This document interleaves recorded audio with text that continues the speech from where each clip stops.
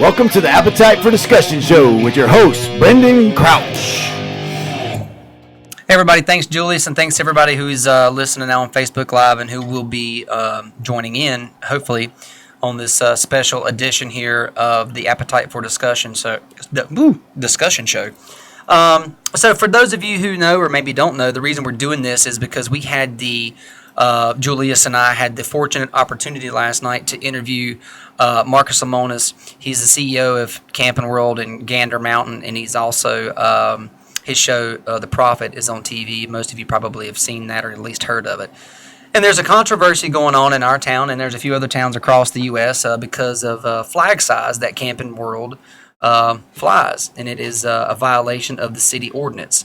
This has been a controversial topic that's been going on for about 3 years, probably somewhere in that neighborhood. Yeah, I think since the last election, probably at least 2. At least 2 years. Mm-hmm. I mean, I can remember being actually in when it first started in Nassau working, and I saw something pop up on Facebook, and I text Kevin, and Kevin and I both had tweeted at Marcus Lemonis about what can we do to help this situation. Yeah. This 2 years ago. At least. Yeah. And maybe whatever it was, but. So, the topic kind of fades away and then it comes back, but it came back with a vengeance this time and actually captured some national media attention, national news with on Fox and even the Drudge Report, and people around the country have been talking about it. So, just the other day, yesterday morning, actually, I tweeted at Marcus Lemonis about the show and see if he would come on, and he had an open invitation to talk to local Statesville people, to hear it from us. And told Kevin, and Kevin also tweeted at him and talked to Julius, and Julius tweeted him, and he actually replied back to Julius and agreed to do the show, which was magic touch. You do have the magic touch. I think he saw the skull and crossbones and was afraid not to. Yeah, that's a valid point. That's a valid point. And he saw my little baby face. Business. And it was like, but no, he actually agreed to do it. We were all pleasantly surprised and kind of was like, oh my God, what are we going to do if he actually calls? And he did call. Well, the thing is he sent the text back. Or the tweet. I'm sorry, I'm not a Twitter guy at all. So that's probably my third tweet of all time. Yeah, and I feel stupid saying tweet, honestly. But I did it, and he tweeted back within what, I don't know. I think it was like an hour or something. But I was on the air doing a couple live shows on Statesville we had radio. Shows last night. Never even looked at the phone. So when I did finally receive the text, it was tweet. Oh, you're fine. Tweet. Keep tweeting. You look cute. Tweet. Keep tweeting. Keep tweeting. It was I think 9:00, and he had sent the text out at 4, saying that he was landing in 2 hours. So there's a mad rush to figure out, is he on the East Coast? Is he on the West Coast? Fortunately, somehow or another, it worked out, and it was very fortunate. We were in the middle of my show last night, and you kicked me under the table and showed me your phone, and I'm like, oh. Well, Julia sent me a screenshot of Marcus's reply that I land in 4 hours, be happy 2 hours. to, or 2 hours. 2 hours, be happy to. So I had kind of forgotten Appetite for Discussion. I didn't realize what time it was, so I called Brandon's phone. What did you say? You forgot what? I didn't know what time it was. I was in I had a lot of medicine in my head, was killing me. So medicine? Yeah. Is that Budweiser? It's medicinal. So I called Brandon and then sent him pictures of the screenshot. Was like, oh my God, look at this.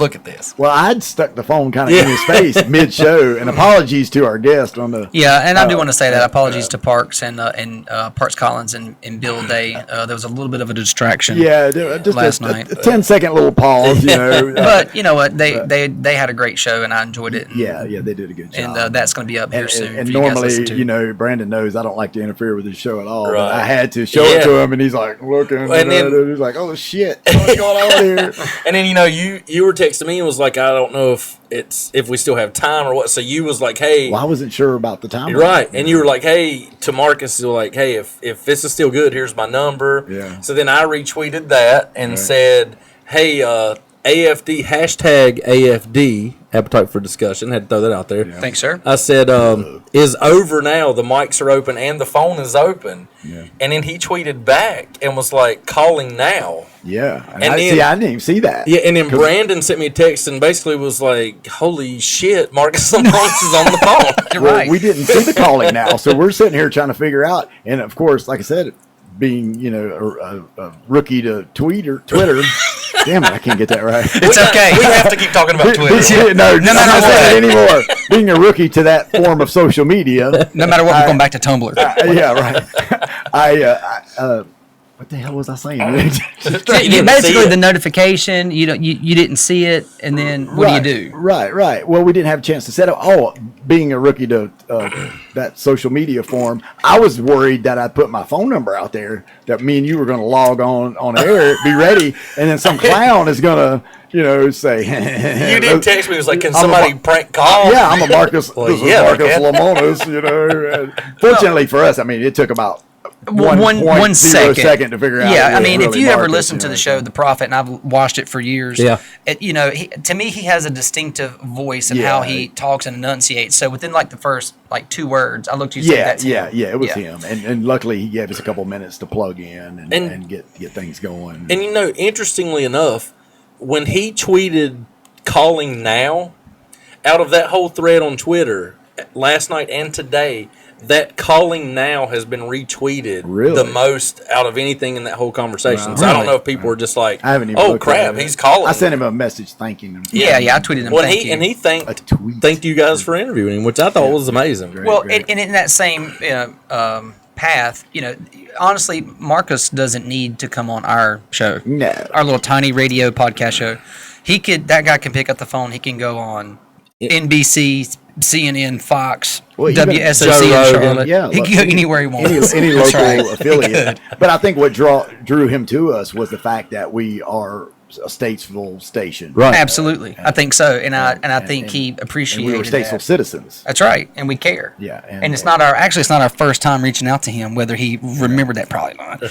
But regardless, we appreciated the opportunity that he gave us and the tiny little platform that we provided him to give his side of the story, because there's a lot of speculation of, he said this, he said that, this is what he's trying to do and whatnot. And I hope that some people who, maybe had an opinion, maybe he changed a few minds last night, or maybe shined, a different light from his point of view. And, so go ahead. Oh no. So, go ahead. What I was going to say was, what we're going to do is we're actually going to end up playing the full episode in its entirety. It's about 30 minutes, and for those of you who haven't listened to it, turn that down for just a second. That's okay. I was trying to read a comment when it live. That's okay. But for those of you who haven't listened to the conversation, listen, and what you can do is you can comment in if you want to say something or ask a question that we can help answer. Or if you have listened to it already, go ahead and send a comment in, because we've all been getting Facebook messages and texts about it today. And, at the end of the day, we want, what we think is the right decision for everybody. Yeah, and the best thing for Statesville. And the best thing for Statesville. Quick disclosure, though, too. We are not journalists here at States Vegas Radio. Podcast is a totally different thing than journalism. I'm not a journalist. The interview that you're going to hear is not fair and balanced at all.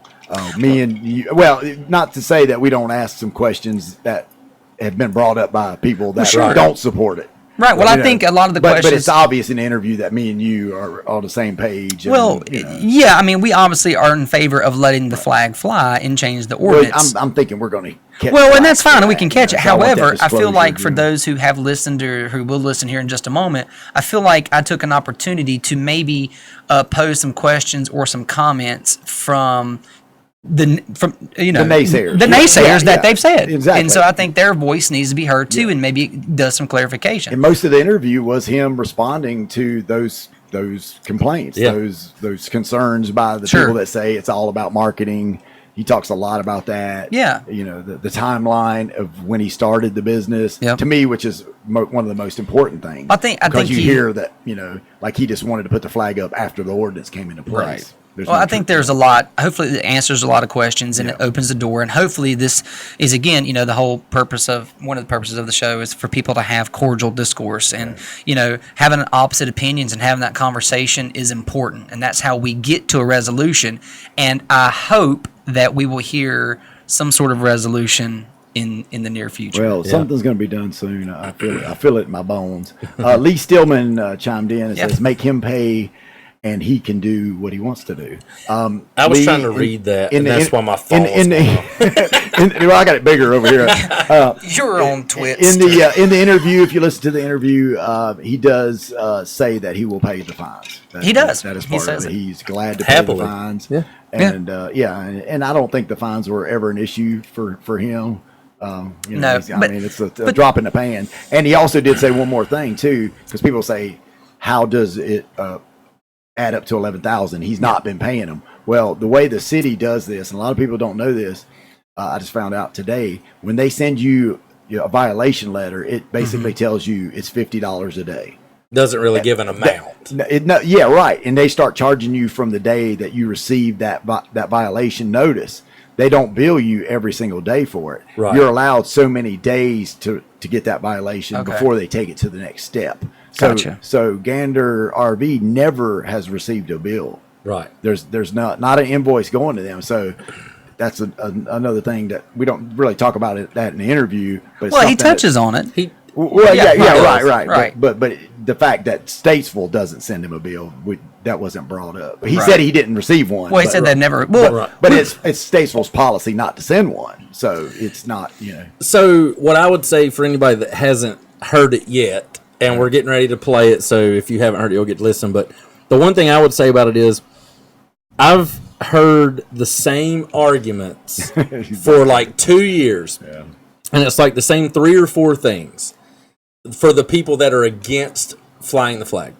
He addresses every one of those in this interview. He does. I think so. He does. Which I thought was very interesting. It just came up in just conversation, and it was you guys asked the right questions, and he addresses it. So those big questions that keep being asked, he addresses it. So if you haven't listened, get ready to hear it. Yeah, listen, and but keep in mind, and we all know that no matter what he says or how he says it, people aren't going to believe it. They're going to call him a liar. Right. But keep an open mind and listen to this guy, and most of all, just why would he lie?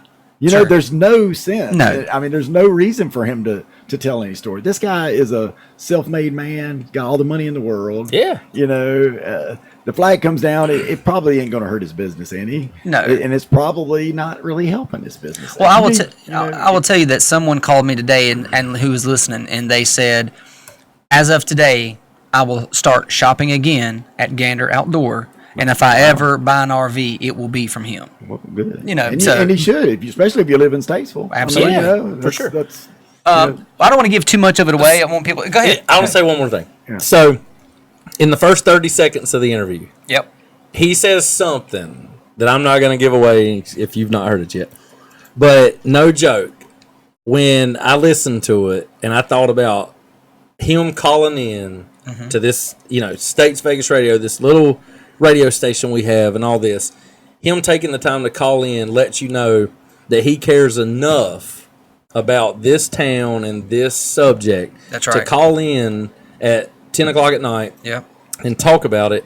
And then his first 30 seconds, he says something, and I actually just kind of teared up, so proud that you guys were able to be here to interview him, ask the right questions. But the way it starts off, what he said, I was hooked from the first 30 seconds. And I knew I needed to hear what he needed to say, and I think everybody else needs to pay attention to that. Absolutely. Well said. Well, and too, I was a nervous wreck. I mean, I was nervous. That was a granted, credits, props to this guy. I mean, he's cool as a cucumber. I'm like, dude, I'm over here shaking, and my lips are going, I'm stuttering. Dude, I was at home in bed. I was nervous for you. Well, that's why I wanted the disclosure. It's like, hey, we had two minutes. We had prep time. Yeah, you asked for 2 minutes to get ready, and that was plugging your phone in. And no questions really. Yeah, no written questions. I mean, we just off the top of our heads, totally, and pretty like much. I said, thank goodness you were here. Well, thank goodness for you and the radio station, and everybody. I hope you listen, and I hope you enjoy this episode. And post comments. Please post comments. Let's make it. Let's be interactive about it. Yeah, in anything, maybe not anything, but any rate, I hope you enjoy it. I hope you listen to it. Download the States Vegas Radio app to your phone. Subscribe to the Appetite for Discussion podcast, and I hope everybody enjoys what we're about to do here. Listen, laugh, and learn, and let's do it. Oh, okay. It's going to take just 1 second, everybody. It's okay. Yeah, because it's not something we generally do. No, we're learning as we go. Okay. And I'm tweeting right now. Live tweeting. Live tweeting. No, wait a minute. Are you tweeting from your Twitter, or is your Twitter tweeting? I'm tweeting from my Twitter. That sounds dirty. The whole thing sounds dirty, man. You're making fun of me. Not at all.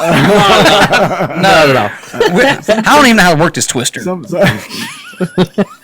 it. Kiss my ass. All right, here we go. I think we got it going on here. Perfect. All right, I'd like to welcome everyone to this very special edition of States Vegas Radio. I'm in the studio live with Mr. Brandon Crouch of the Appetite for Discussion show.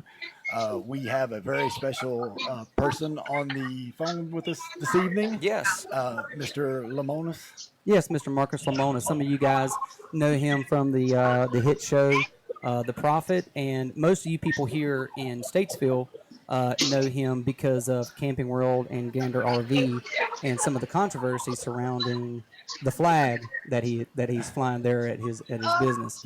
You've made quite a stir in the big town of Statesville, North Carolina, sir.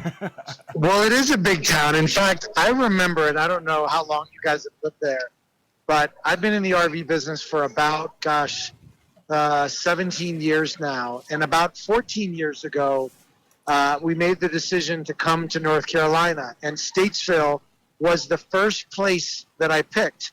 Of every place that I could have gone in North Carolina, it was the first place that we opened. And at the time, it was a pretty, quiet area. There was a Waffle House on the corner. Right. There was the Harley store that was going in, and then there was just a bunch of land. Right. And the building that we're in today was actually an old truck repair center that had been abandoned, and so we've been there a long time, and it was actually partially the reason we got involved in NASCAR is because when we had the store in Statesville, and I used to come for the openings, come for the construction process, I would stay at hotels nearby, and there would be a ton of NASCAR people, and they would say to me, if you want to be successful in the RV business, you got to really understand where the customer base comes from. And oddly enough, I would credit Statesville for the reason that we sponsor the NASCAR Truck Series. Right. And not to mention the interstate, the dual interstates. Yeah, I-77 and 40 intersecting here. Most of us think of that as a big draw to Statesville. Unfortunately, some people would say that we haven't taken advantage of it for some reason. But and historically, if you look, a lot of areas where there's two major interstates that cross, there's a huge city to go along with it. That's but we still love our town. We're very proud of Statesville, and we realize we have a lot of things we can improve on. What do you actually own the property that the Camping World building is on now, or is that a leased property? So what we did is we had originally owned it, and we did a sale leaseback with a national REIT. And that's just a business decision for us not to, have our cash tied up in property. Right. But we have all the same rights as if we owned it. We're tenants, but we have a unique landlord in the fact that they're more of a partner of ours than they are just, a landlord from down the street. Well, in some of the discussion and some of the argument about this whole issue that came up, were you guys officially, taxpayers to the city of Statesville? And regardless, can I respond to that? Yeah, absolutely. Yes, sir. So we pay the property taxes there. The landlord does not pay the property taxes. Well, that's definitely good to know. So we pay rent. We pay sales tax. We obviously employ a number of people, and we've been there for a very long time. And I will tell you that the residents have done a good job of making us feel welcome. Right. But it's been a battle with the city council for a number of years, as you guys know. This isn't like a new thing for me. Right. But it's frustrating for sure. I had personally had a little front row seat to that because I actually ran for a city council seat, and one of the current city councilmen that ran on the your agenda for the flag. That was one of his major talking points, and one of the first things he did when he was elected was ask for that the ordinance to go away and for the flag to come up. And as far as I know, 99% of Statesville kind of agreed. When did you first go to the city council and ask for permission to put the flag up? Well, just to remind everybody, there's been two actual things that have happened. Right. There was the size of the flag pole, right, which was number one, and then there was the size of the flag. And so that your listeners understand, this isn't about being obstinate or being disrespectful to anybody. Right. At the end of the day, I am in full belief and in full sort of endorsement of the idea of making sure that the town doesn't get littered with a bunch of nonsense. And right. If we were hanging a flag up that was for the Charlotte Bobcats, or if it was something random for our business, right. I would get it, and I would actually understand the ordinance. Mm-hmm. When it comes to the American flag, there's really a couple ways that I look at it. Number one, the flagpole should only be approved when it's clear that no consumer, no pedestrian, no traffic pattern, no resident is in danger if, God forbid, the flag fell, like the pole fell. Right. So that you have to clear that hurdle. Right. Number two, we want to make sure that the flagpole doesn't undermine the FAA and any plane's ability to travel safely through the sky. And there's a couple of stores that we have around the country where we're in the line of pattern for a plane. Mm-hmm. Right. And so we clearly don't want to put any passengers or pilots at risk. And so what I always ask people is, are people safe and are planes safe? And if those two answers are yes, then I just want a written explanation of how the size of the pole or the size of the flag impacts residents or the community in a negative way. That's all I'm asking for, and nobody can provide that to me. What they want to point to is an ordinance, and we have a flag in 187 of our locations. And oddly enough, I own a barbecue restaurant in Latta, South Carolina, right. And I have the exact same flagpole and the exact same flag in that town, and there's no problems there. Well, you have the same size flag in Mooresville. In Mooresville, which is just 10 miles down the road. Yeah, right.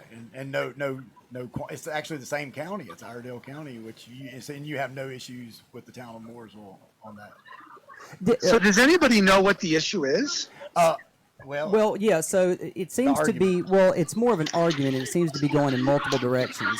It seems to me that the biggest argument is that there was a city ordinance that really nobody knows why they put a flag size up in the first place. Number one. Number two, the complaint is that apparently there was an agreement between the city of Statesville and Camping World to amend that ordinance to a larger flag that you guys agreed to, and then apparently, supposedly, at the unveiling of the flag in Camping World, it was the larger 40 by 80, which is not what was agreed to.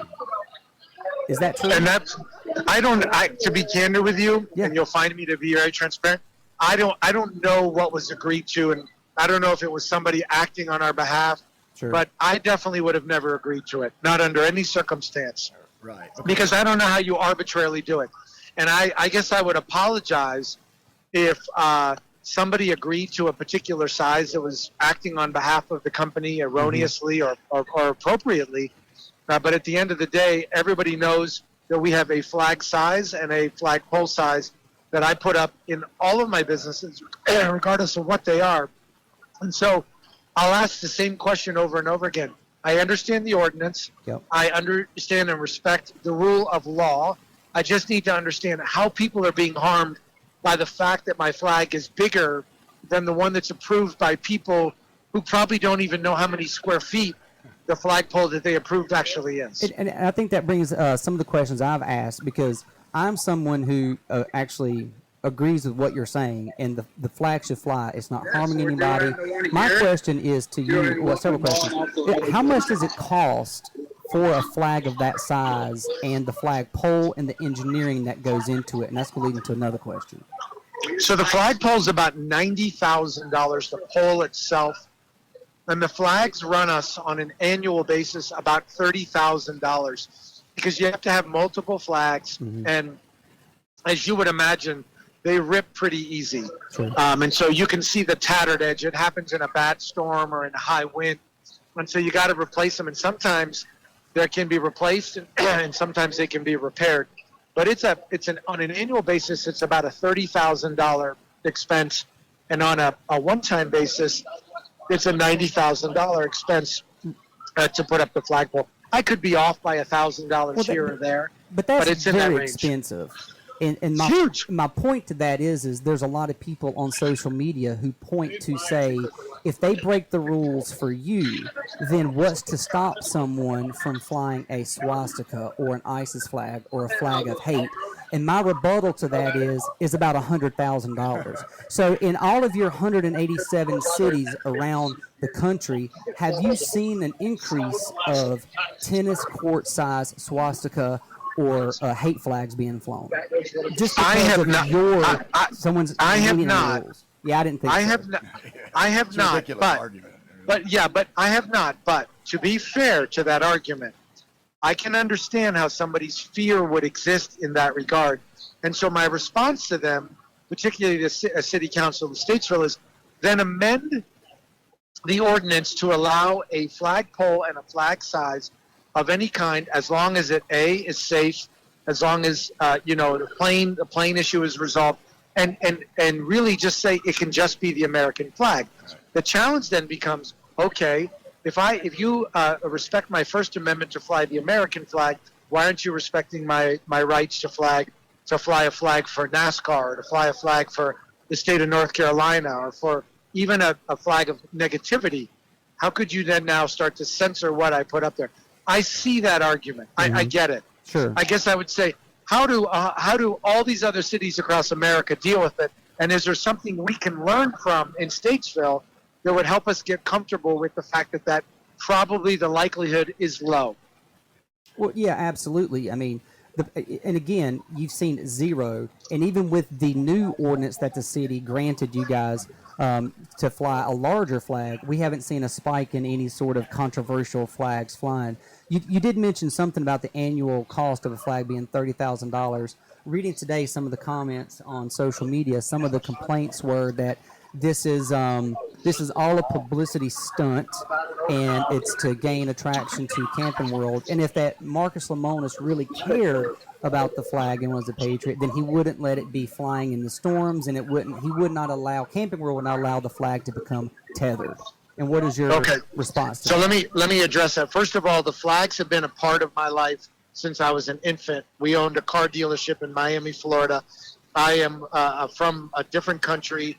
An immigrant in this country. I became a U.S. citizen when I was, I think, 9 years old. And so I'm very proud of who I am and what the heck this country has given me, and I'm grateful, number one.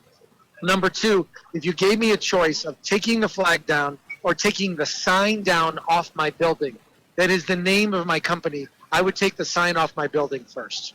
That's how serious I am about this. And lastly, when the flag is up, and you guys know that storms happen sometimes unexpectedly, I am not going to put one of my employees at risk to go out in the middle of a storm where there's lightning or winds and have them take down a flag that's bigger than the building and put their physical self in jeopardy. At the end of the day, if the flag is torn or it's ripped, I have a financial obligation and a moral obligation to repair it or to replace it when the environment becomes safe enough to do so. But to say I didn't, I'm not watching the Weather Channel 24 hours a day to understand when the microburst is going to come. And that's you see that all the time. I mean, there's flagpoles at public schools, at federal buildings that are left out in the rain because, like you said, public safety issues. I mean, it's common sense. The flag will dry out. I don't think it's a purposeful disrespect to the flag. And there's never a moment where we're saying don't repair or replace because of the cost. It's just not in our DNA, and it's not in my DNA. And, I just got through telling you, take my sign down. If the city said to me tomorrow, we'll increase the size of the flag ordinance, but you must take the sign off your building. and so nobody's going to know what the name of your company is outside. Look, I think that's unreasonable, but if those are my choices, I don't have any legal rights to defend the name of my building on the sign. I think it's kind of illogical, but I would say, okay, fine, I'll take the sign down. Back to the argument of the agreement where it's supposedly said, I believe it to be speculation that you guys agreed to a smaller flag size. It makes no sense to me why you would vary from your formula and agree to a smaller flag size. So I feel that is speculation by people that have a weak argument and can't defend their opposition to the flag. True. I mean, let's just assume for this discussion that there was some dialogue, because I don't want to be in the business of calling anybody, a misinformer or a liar or any of those words, right? I don't think we need that. But let's just assume that there was discussion or a request to do it. And let's say that there was some loose discussion by some person that said, we'll take a look at that. At the end of the day, I have to respect everybody's humanity, and I don't want to be insulting people. But let me make it super clear. The flag's not coming down. And I did get a call from a lawyer earlier today that said, I need you to understand what you're saying. If the court allows the motion for injunction to happen, right? Because the city filed for an injunction. Right. Mm-hmm. If the court approves that motion, you'll have to take the flag down. I said, I'm not going to. And they said, you'll be in contempt of court. And I said, okay, what happens then? And they said, well, you could go to jail. Wow. I said, okay, so you're telling me that if I don't take the flag down, I'm going to go to jail? I was like, okay. Well, that'll draw national attention for sure that Marcus Lemonis is put in the Iredell County Jail because of his flag size. Yeah. Well, good news is I've never been to a jail. I've never been in a jail, but I mean, maybe I'll meet some cool people. But you have to dig your heels in too on a certain common sense. I mean, I just finished a podcast a little bit ago, and one of the things I said is it seems like common sense doesn't seem to be that common anymore. And I could, like you said before, if this was a huge, Gander RV flag, that's different. But it's not. It's the American flag.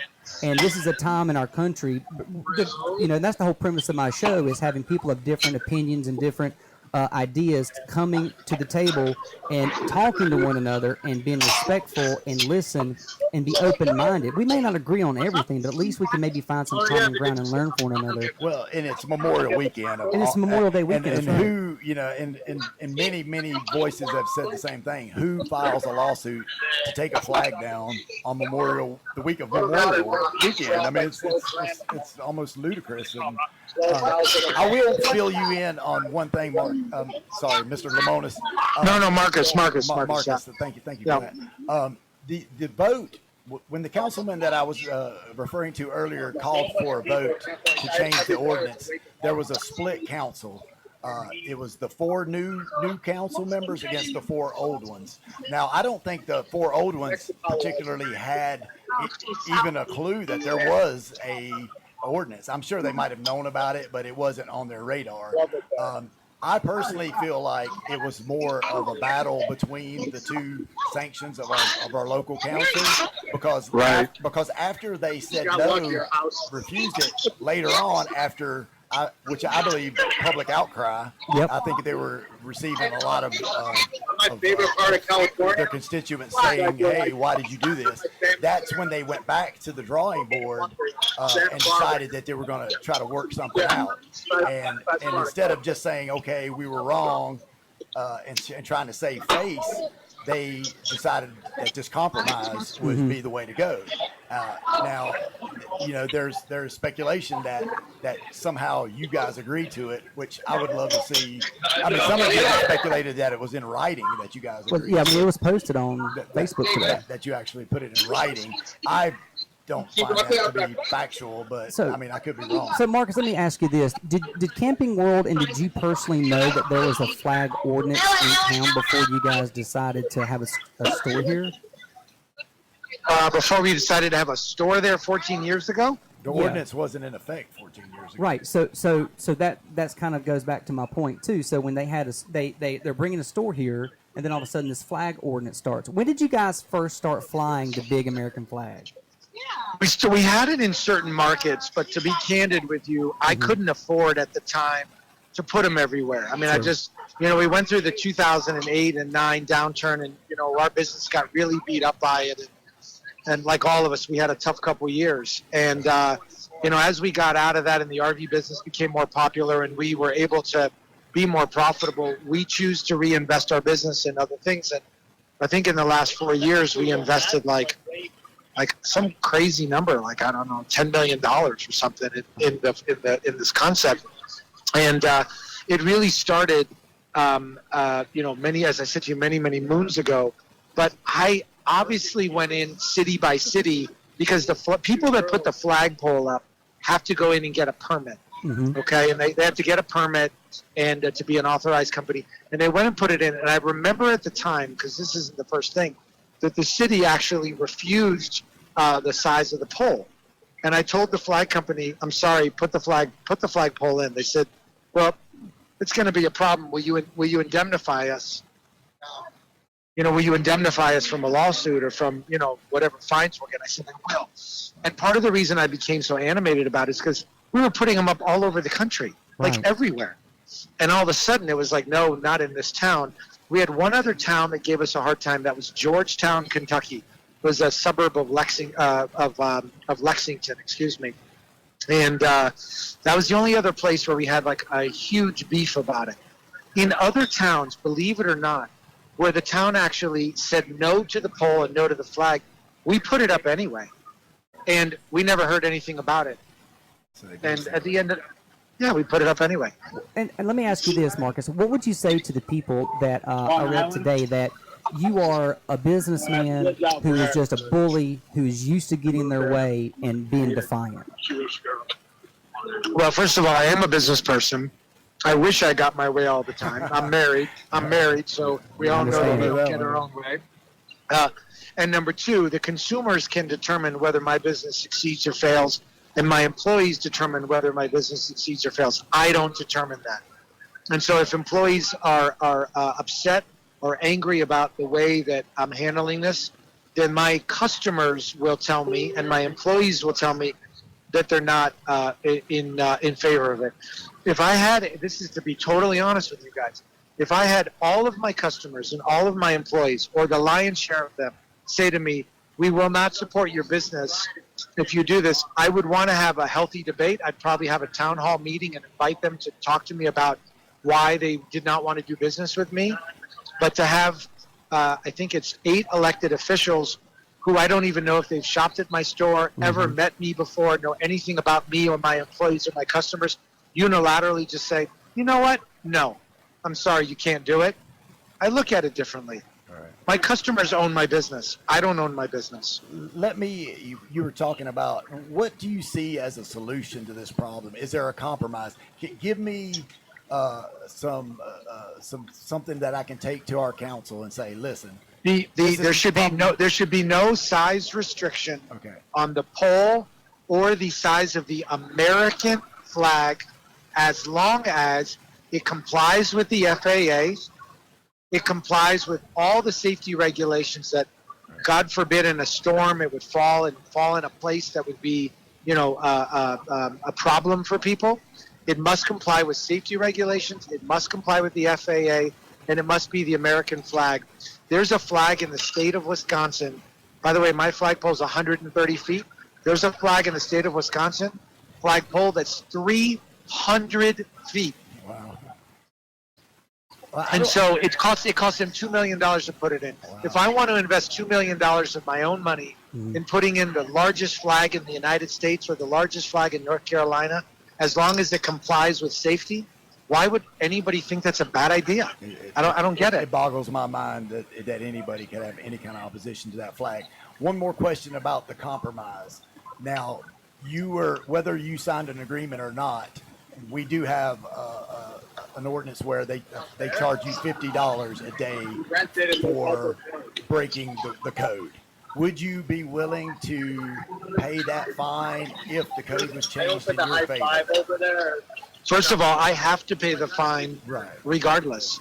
And so we will. Was another point. We have not been given an invoice, or whatever the appropriate citation is. I think it would come in some sort of formal document that would look like I think we've all gotten a speeding ticket before. Right. We have to pay it. We obviously are obligated to pay that. If they make us pay it every day, then somebody will take a cashier's check there every day. Right. And I don't want to be sarcastic or asinine by saying, as I did, if it's $500 or $5,000, it's not the amount of money. I don't control the city's rights to fine me, and I must be compliant with the fine. Right. So here we have it from your mouth. These words. You're willing to admit that you broke the rules. You will pay the fine, but you want the code changed to allow the flag. Like 99% of the city of Statesville, the state of North Carolina, the United States of America. The overwhelming majority supports. You know what's kind of interesting to me? I'm surprised that there's not federal legislation supporting. I'm surprised there's not federal legislation supporting the right to put up a flag and put up the American flag. I mean, I think there is a federal law that the American flag has to be on top, right? Isn't that a federal issue that you cannot fly a state flag or any other flag for that matter above the American flag? That is correct. I think that's a federal thing. Yeah. So I mean, as long as it's safe, I mean, the argument is ridiculous that it could blow into the interstate or somebody's going to put up an ISIS flag. Well, people are going to the extreme, right?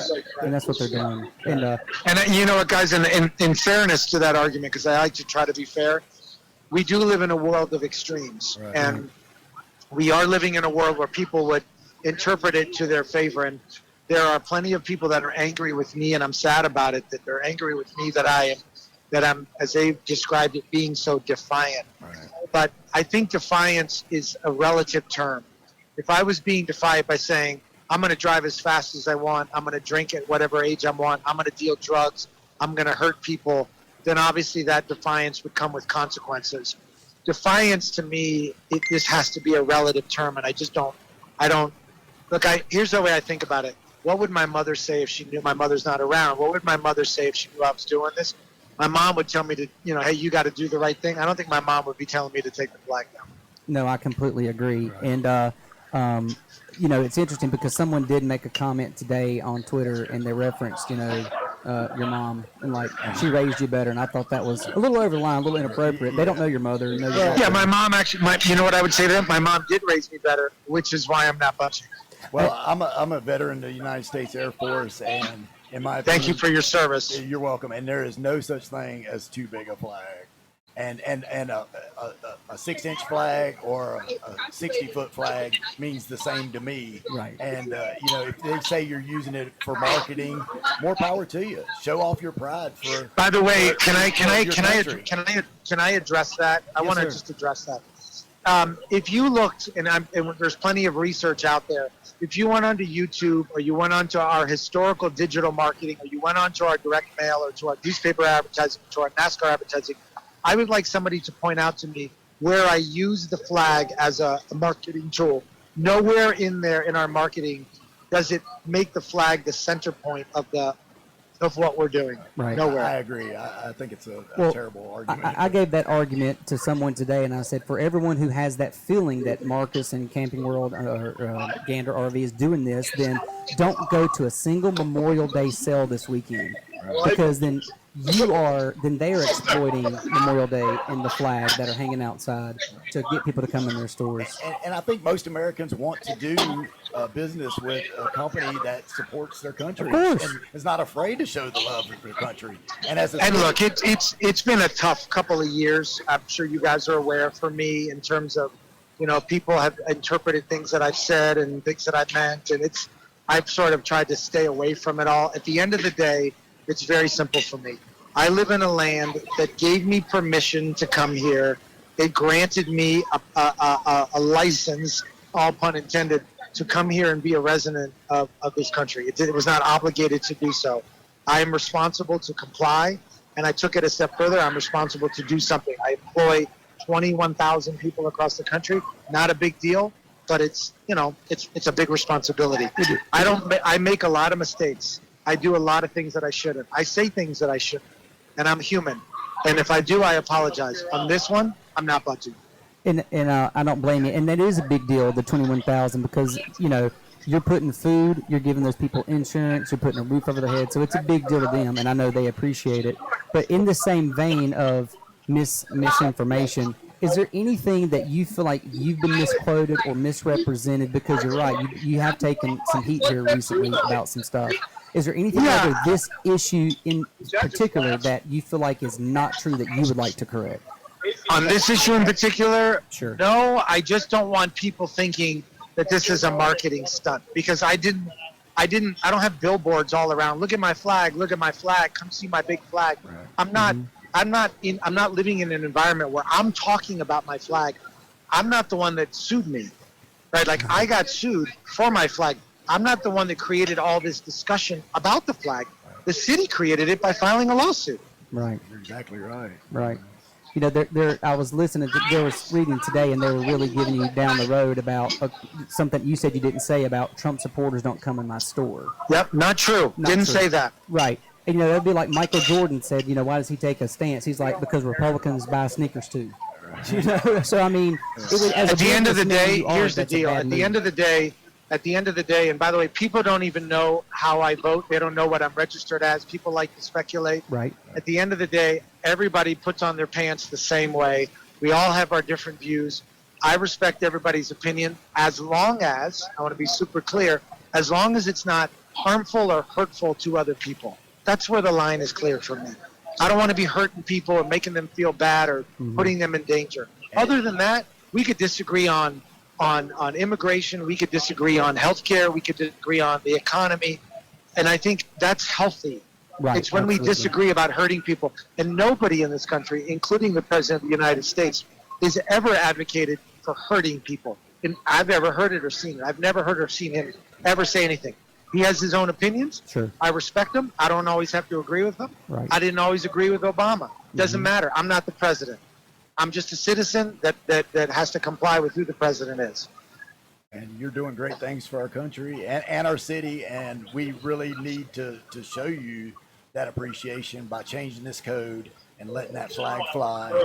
And I hope your transparency and your willingness to come on and talk to two small town guys with a internet radio show, we appreciate it. And yes. All I know, guys, is if they lock me up, you all need to bring me some food. Don't worry, we'll take care of it if you get locked up. You send me a menu. I'll bring you a 5-course meal. That's right. All right, guys, take care. Yeah, thank you, Marcus. We appreciate you so coming much. on. Thank you so much. All right, guys. All right, everybody, take care. Their mic's on. Yeah, we're live. We're back live, guys. Hey guys, so there it is. You heard it from Marcus himself, the CEO of Camping World, Gander RV, Gander Outdoor, and and all the above, and all the above, and 50,000 other businesses. That's right, and the show, The Prophet. So we had a few interactions there, comments and questions, and we'll get to those. And Kevin's also on Twitter because he's getting some, and we're getting some text too. So I will tell you this, that what my takeaway, a few things, my takeaway from the discussion we had with Marcus, and again, thank him for coming on, is that I think he's genuine, and I don't think he's doing it for marketing. I think he addressed that. Like I said, the fact that he started it 14 years ago, when he first started the business, there's no argument that he's doing. All of a sudden, 14 years later, he wants to make it an issue. I mean, he's been putting them up for 14 years. Well, and like he said, there was a dip in the economy, and he couldn't afford. I mean, he said they've spent like $10 million in this arena putting flags up, and you heard it. It costs $90,000 for the pole, and it costs $30,000 for the flag. So you know what? You guys chat while I do the math. Well, another thing that he discussed was the fact that in any of his marketing materials, flyers, magazine, there's no come see my flag. Turn right at the big flag. Yeah, turn right at the big flag. Big flag, big flag. Sunday, big flag. But here's my thing with that. Hey, are our microphones unmuted? Yeah, because I can hear you talking. Yeah, somebody said they can't hear us. Really? All right, anyway, go ahead. So they're in. probably looking at it probably hasn't caught up on the video yet. Yeah, maybe. One thing, too, we want to let people know if they tuned in a little bit late to the interview, the actual live interview that we were playing. Yeah. It is playing live now on States Vegas Radio. So it's still on the loop, right? It's on there right now. It'll be on there probably the rest of the night. So if you didn't get a chance to listen to the entire 30-minute interview with Marcus Lemonis, go to statesvegasradio.com, listen to it. It's on there the rest of the night. Or even better for us, download this freaking app. Yeah, it's free. It's absolutely free. It's so easy. It's on your phone. You push one button, it comes right up, and you can listen to the big interview with Marcus Lemonis. And also hear local music and all kinds of stuff. And all kinds of good Appetite for Discussion show. DJ Julia's show. Little Toe and Frankie. Little Toe and Frankie. And you got Southern Fried Philosophy. Yeah. The Academy guys. Don't forget about our newest Academy fellas. So I wanted to say this before I forget. So here's my thing about the marketing. People that argue about the marketing. And your guys like, I don't think it's for marketing. Here's my thing. What if it is for marketing? True. Who cares? Well, that's what I said. It's a giant American flag. Why wouldn't you want to spend your money at a business that loves their country? Right. That supports their country. So for me, let's say that it is for marketing. Let's say that that's what it's for, which I'm not going to say that's what it is. But let's say that's what it's for. To me, that's a win-win. He's using the American flag.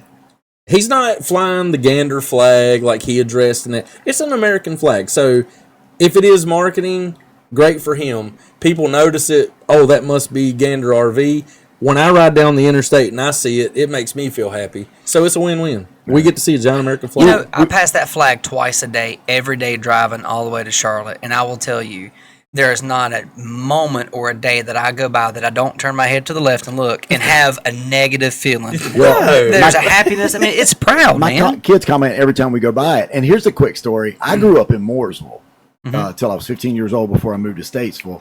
I lived in Mooresville, and Mooresville population was about 6,000 people. Wow. There was nothing in Mooresville. Right. So what did we do? We got in a car and we went to Statesville. Right. And that was like, whoa, we're going to Statesville. We're going to the mall. They got a movie theater. Isn't that crazy? And I will tell you, we came right up 77, and when we hit exit 49, Everhard Honda. Yeah. People forget about it. That's an argument. The same exact flag that Randy Marion has now. Stood in front of Everhard Honda for years and years. Yes, and I remember as a kid, that was, that was the route into Statesville. We knew we were in Statesville. Yeah. You go up the big hill, you see the big flag, and you were like, hey, we're in Statesville. Now it's kind of the opposite. It's weird how they changed, right? So if he has 187 locations, and assuming that all of them have the same pole and fly the flag, he has spent $16.8 million just in flag poles. 16.8, wow. I mean, to fly the flag. Did you figure in the restaurant? He owns a restaurant. Does he fly the same flag? Yes, the same exact flag flies at his barbecue restaurant. So he spent north of $17 million on flagpoles. Right. To fly flag. Fly the flag. Do we want to address some Facebook? Yeah, absolutely. Let's read a couple comments. J.D. Williams, who is actually a former city council candidate and probably will be again, says Juice. That's my nickname from him. OJ, Juice. Yeah. But anyway, I'll take it. Juice, thank you for the education is key. Knowledge is power. Like you, I'm a vet. And I say let Old Glory fly. And if he goes to jail, I say all the vets need to make him an honorary brother and go to jail with him. So moat to be. Fill up the jail. They're building a brand new, beautiful jail. He's actually with the sheriff's department, or he was a former deputy anyway.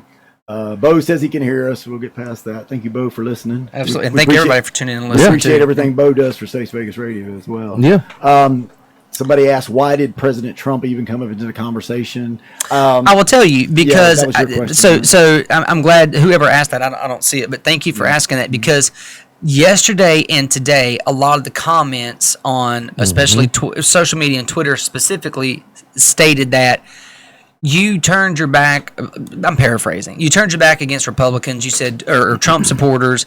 We're never going to come shop at your store again because of what he said. And basically, he said, if you voted for Trump, don't come.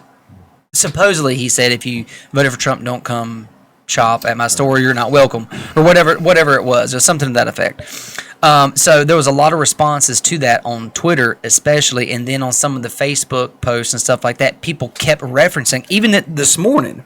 So I have it up right here. Right. So do you want to read that? Yeah. So one person commented today and said, "Did you ask him about his? I don't want Trump supporters shopping at my businesses." And of course, I just commented and said, "Yes, it was addressed. Please listen to the interview."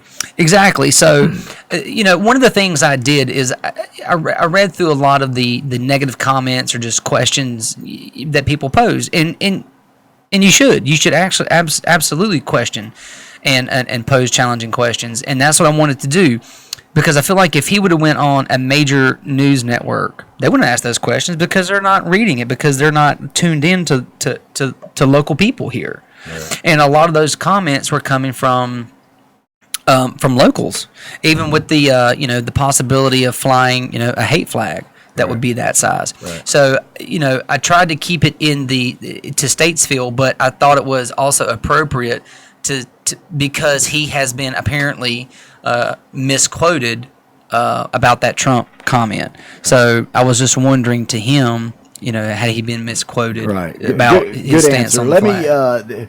Michael Tomlin wants to know why this isn't live on States Vegas Radio right now. Our conversation that we are having, we're actually running the full interview with Michael Lemonis on a loop on States Vegas Radio right now. This is actually part of the Appetite for Discussion show. Correct. This episode will be podcasted. We decided to do it as a Facebook Live to get some interaction, some input from some of our listeners. So, Michael, you can listen to the full interview on States Vegas Radio right now. This show probably re-air tomorrow night. Whenever you want to air it, and then no, we got another. It'll be next Friday night. We'll air it, or we can do it whenever you want. I mean, we can break the rules. Anyway, the Appetite for Discussion show, which we're filming now, is every Friday night on States Vegas. Correct, Radio. and you can download the app. It's on all. You can download the podcast. It's on all the major podcasting platforms, and it's also on YouTube. So, and we don't edit. If we mess up or somebody says something that they want to retract,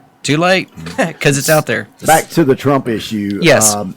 We got a comment. Mass media is misquoting someone and not using a full clip. Say it ain't so. Does anybody? Can anybody produce a clip of Marcus Lemonis saying? I think in that video, the one thing you just quoted, he said he actually saw it with his eyes, right? Somebody did. I think somebody quoted in somewhere on one of our pages that they actually saw Marcus. They did. It was earlier today. Marcus Lemonis today. Yeah. But they commented today that they had seen it. They actually seen it. I would love to somebody share just it. Just like there's actually a written agreement that they wouldn't put up a large flag to. Right. Yeah. That we all know is not true. Look. Here's if someone has seen it, find it and send it and tweet it, Instagram it, Facebook it, because look, even if you oppose the flag being flown, I don't think anyone opposes the American flag. I want to be clear. Right. I don't think anyone opposes that. Right. They feel like it's the law is the law, the rule is the rule. Okay, so I understand that. He should abide by the same. He should abide by it, and I agree. Right. However, having said that, if we went and sat in a courtroom across America today, how many people go up in front of the judge because of a traffic violation or some sort of whatever, they broke the law? Right. They have a clean record. They haven't hurt anyone, and they made a mistake. Across America, how many people does the judge look at them and go, you know what? I'm going to let this one go. I've looked at your background, looked at your history, X, Y, and Z. We're going to let this pass. Don't do it again. Pay the fine, $83, and move on. Right. To the point that you can actually, I get these Facebook things all the time from this judge, called something in Providence. He's actually a really funny guy. But he lets people off, or they pay the fine, or they do whatever. Everything can't always be black and white. There has to be a little bit of gray. Agreed. Right. And laws can be changed. It's like I was telling somebody the other day, didn't they recently change a law that you can now drink a Bloody Mary with your breakfast on Sunday in Statesville? Yeah. Why did they do that? Because it was hurting businesses not to be able to sell. I used to have a restaurant that had a bar that we did a brunch. Yeah. And people from out of state would come in and want a Bloody Mary. Couldn't believe it. And I said, we can't serve it to you till 12. And they're like, what the hell? What kind of backwards town am I in? And, and they changed it because it didn't make sense. It wasn't hurting anybody. No. If you want a Bloody Mary, you should be able to have one. Well, here's a newsflash. If you want to look at the flag, you should be able to look at. You should look at the flag. If you don't do business with gander. Guess what? Guess what people do? Oh, I can't buy booze tomorrow before noon, so I'm gonna buy the extra case today, or I'm gonna stock up on the liquor at the ABC store so I can drink tomorrow. Right. So going back to you guys were talking about the ordinance. Mm-hmm. This is my question. Yeah. And I've asked this to all the people that's been opposed to it and say, well, there's an ordinance. He should follow the rules. Gander should follow the rules. I have asked multiple people, why is the ordinance in place? And nobody can give an answer. Nobody knows who wrote it. The answer is, well, he should follow the rules. It's an ordinance. But you ask, why? Who put it in place? Why is it in place? Nobody has said one thing to even make me think that anybody knows why. Well, even differently, Statesville code enforcement, from what I've discussed with them, have a policy where there is, and like I've said many times, I could go around Statesville right now and point out 15 violations. Oh, at yeah. any given time. Easily. But and when you say that to the code enforcement people, they'll say, we have if no complaints, no investigation, basically. Unless somebody complains about it, they investigate. Who the hell complained about the big flag? Well, I want to know, And, there's been comments today on Twitter, and me and somebody were going back and forth. And I've talked to a lot of people about this. Are you adding fuel to the fire? Mm-hmm. What type of focus does this give on Statesville? Does this make our town look bad? Does, all this stuff? And my thing is, it maybe does make us look bad at the moment. But the thing is, it was brought on us by the people within our town. Right. Yeah. We filed a lawsuit. This is a non-issue. This is an American flag being flown. And that's huge and it's beautiful. And it's something that could bring people. And it goes back to the argument. Together. People say that. Yes. People are saying that he wants the publicity. He don't care. It made national news because of Statesville. A city filed a lawsuit against a business for a flag. So that's what brought it to. Marcus didn't say, "Hey, city of Statesville, give me a sue me, sue me, sue me for publicity." And in the interview that's playing right now on States Vegas Radio, .com, he actually even says that he's done the same thing in other cities and never appeased. Right. Listen, think about this for a second. If basically nobody complained. Think about this. Right. With his reach, with his network, and with who he is, and with his contacts. If this was about publicity, why would he not go on the most watched cable news network in America talking about this? Talking about it, not States Vegas Radio. But that's my point. He came on our this little show in the middle of, we're in a flea market. hey. No, it's not a knock on that. I mean, look at this place. I love it. And people who come in here love it. That's right. I-40 flea market. But Saturday, Sunday. But the point to that is the dude truly cares. If it was about marketing, he'd have shit on us and he'd have went to WSOC. Right. But who asked him for an interview? Right. Well, we did. No, but they didn't. No. I'm saying they asked him. Oh, they did ask him. Oh, yeah, they did. You can see it on Twitter. Matter of fact, I talked on our Twitter feed. Not to toot our own horn, but I talked to a reporter from another local media outlet today that was stood up. Really? Supposedly, well, and didn't. I think he saw us as normal, everyday people that were not reporters, right? And we were going to be like, "Hey, who cares about Statesville? Tell us what your thoughts are. We're not here to attack you.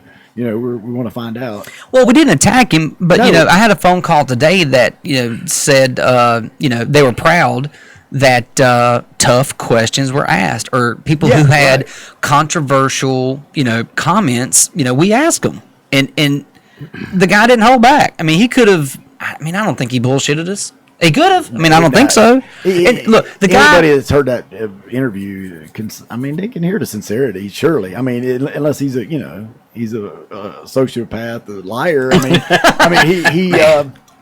But what would be his reasoning? That's what I keep going back to. This guy has no reason. But here's the other point too. Let's say, what would be his point to making the place? And I think this is a good point too. Statesville was the first location that he picked in North Carolina. Right.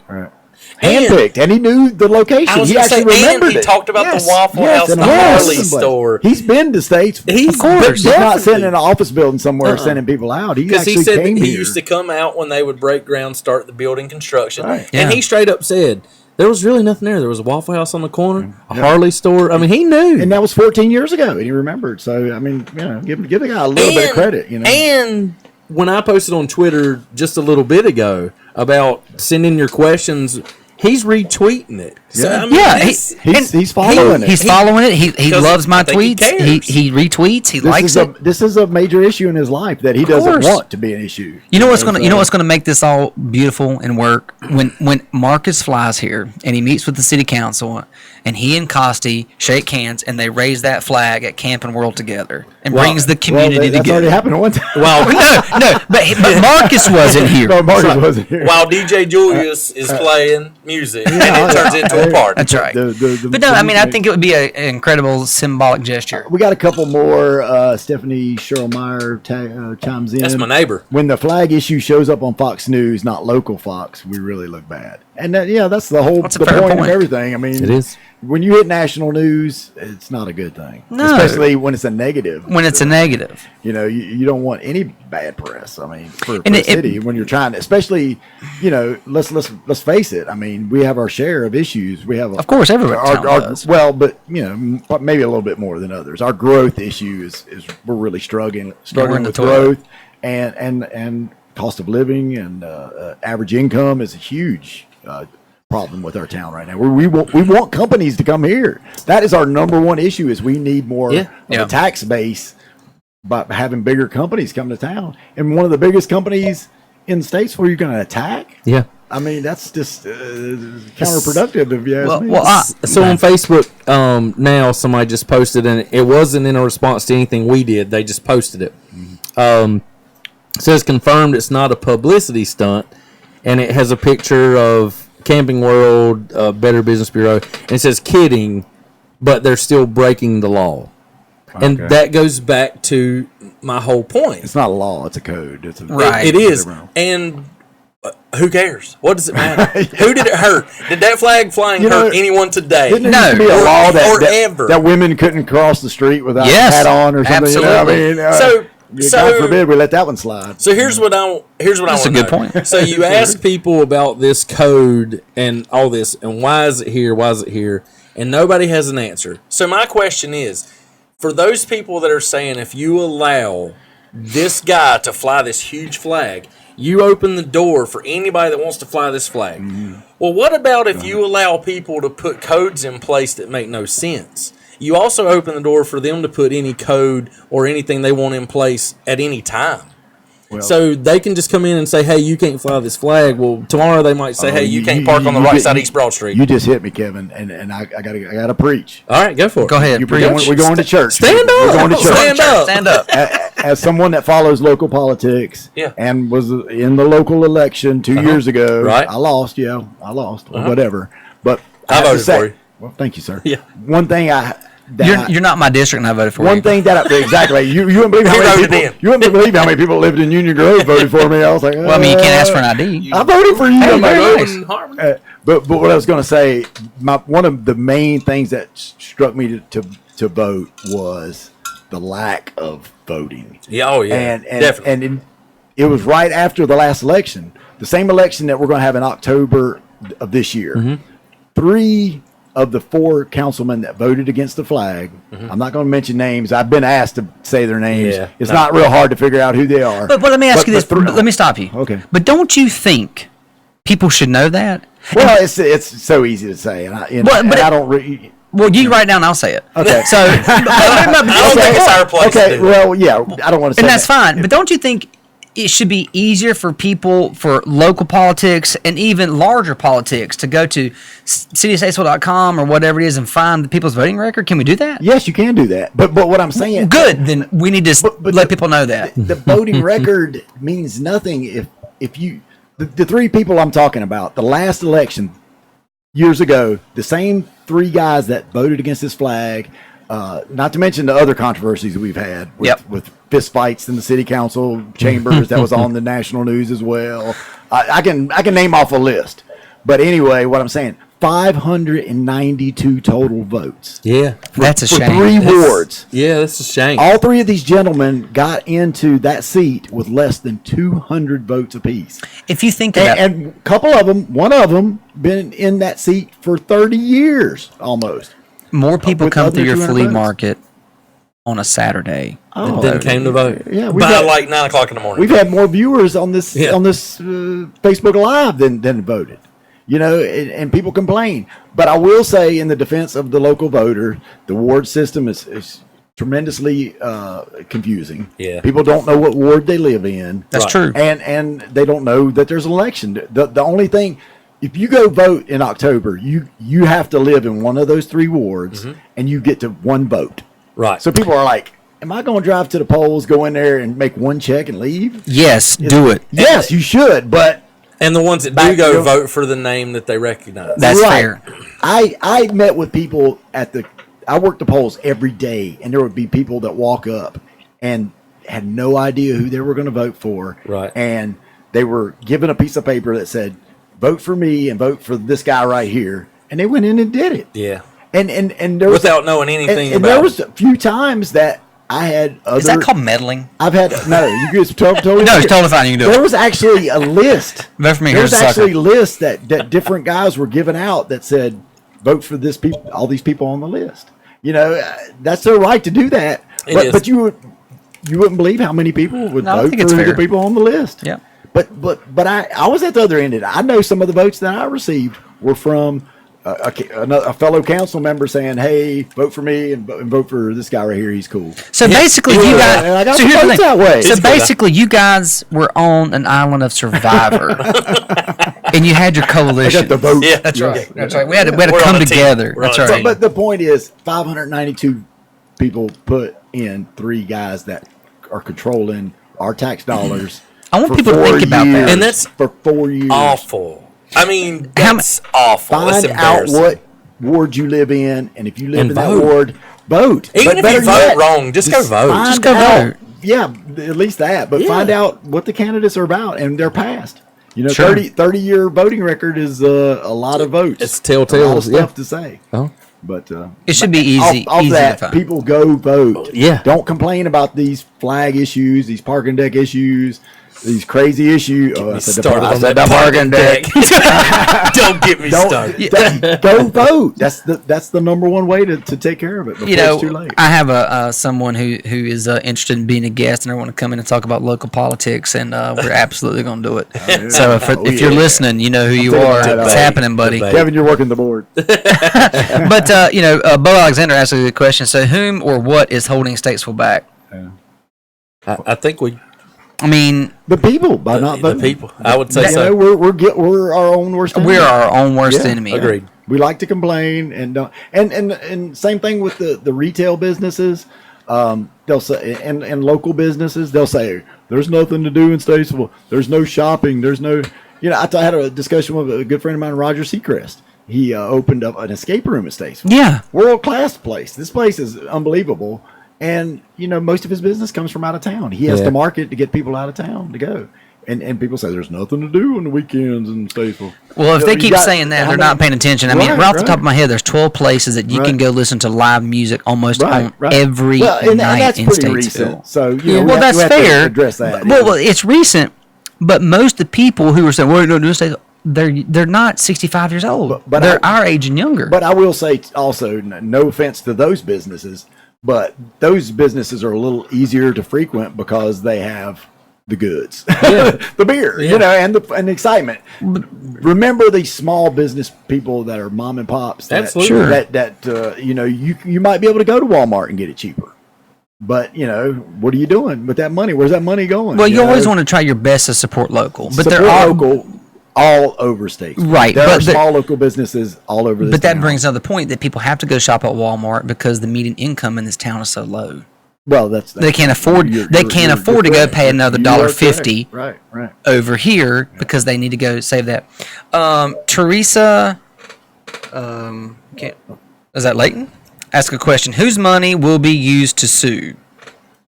I mean, the city attorney is on the payroll. Right. I mean, so does that mean taxpayer money? Of course. Yeah. Okay. Well, Teresa, we don't know this. Whether or not she gets sure. paid. We might have to fact check, but I don't know if she gets paid. I'll plead ignorance on it. I don't know if she gets paid a lump sum, no matter how many lawsuits she files. But if she's under what's the word?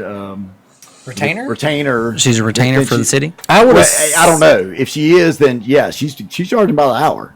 I would assume it ain't cheap. Yeah, it's not cheap, but I would assume it's probably a flat fee. I probably would think so. But that's interesting. If that attorney would like to phone in or something, that'd be great. Do it or text. Yeah, do something. You can get on your Twister and let us know on your tweeter. Get on your Twitter and let us know. So, good question. What's some of the things that come up in the interview that you guys weren't expecting his answer, or kind of made you think I hadn't thought about that? I mean, did anything come up where I was really shocked with his transparency and sincerity. I expected a little bit more ego. Yeah. And he had some humility, a great speaker. Like I said, he came off as original. If you watch him on the show, I felt like listening to him. I was listening to him sitting down at a table talking to, regular people. Yeah, that's what we are. The question I have, though, this is the question I have. If someone from Camping World signed that ordinance for him, I feel like he should know that. And I feel like he should know who that person is, and he should hold that person accountable. And I would like to think that he has done a little bit of research and found out, and they've had a call today. I would say that. I had a discussion today, and I don't know. I could be wrong about this. This is a little bit, me stepping out. Uh-oh. I've had some experiences in getting doing requests for the city, sign permits and such. Yeah, they give you a separate list of the rules. And then you have a thing you fill out saying what you're going to put in it. And then you sign it. What you are actually signing and paying for isn't the city can't really say you can't break these laws. Right. You got to say you're not going to break the laws. Yeah. You break the laws, this is what we're going to do to you. Yeah. That's what you understand that. That's what you're signing to say, I understand that if I don't follow these guidelines, I'm going to be fined. And that's exactly what happened. He was fined. So doesn't that say that's what happened? He's not getting sued for breach of contract. No. Wouldn't he be getting sued for breach of contract if he had a contract stating that I will not break the law? I would assume so. Which is totally unconstitutional, maybe. You don't sign a law, saying I will not speed, Right. So then they catch you speeding. Nope, you signed this contract and you're not going to speed. I thought it was cool that somebody that's in his position that owns all these businesses, that's in the public all the time. Obviously, they have publicists, they have people, they prepare for these things. So I don't think anything that you guys asked him would catch him off guard. I think he's fully prepared. But on the same side of that, I don't feel like he gave any canned phrases or canned answers. I think there was no bumper sticker. No, I don't think you guys asked a question and he was like, "Oh, here's what I'm gonna say," and then it was like a rehearsed thing. I think he just talked and was down to earth. I mean, clearly he was sitting in a restaurant or airport or something. So obviously he didn't have notes. What I mean? It was totally off the cuff. We have somebody it looks like a good question. John Sherrill, who decides what rules people follow and what rules they don't? We may all agree it's not a good rule, then work on changing it, not breaking it. I think basically what he's saying that instead of Mr. Lemonis being defiant and putting up the flag, that he should have worked to get the rule changed first and then put the flag up. But I honestly, in my opinion, I don't think it would have worked for him. I don't think there was any negotiation. No, I think he felt like this is the only way. This is what I do. It's like, we're not the only one. He did it. If you listen to the interview that's playing live on StatesVegasRadio.com right now, you will hear him say that he's been defiant in other markets. He didn't say how many. I think at one point I remember seeing. I think how a lot of this got started. It was from a tweet that he tweeted. and added states. The first controversy I remember seeing. That's right. He tweeted all the cities. There was 12 of them at the time. There was 12. That's right. Okay, so I was thinking it was like 8. So, out of all that 12 or 8 or however many there were, we're the only ones that filed the lawsuit. Well, and guess what? It put our feet to the fire. Yeah. Right. And we filed a lawsuit. Go ahead. Well, I was just going to say Kristen Crouch has commented on here. The white baby. And, Get your ass home.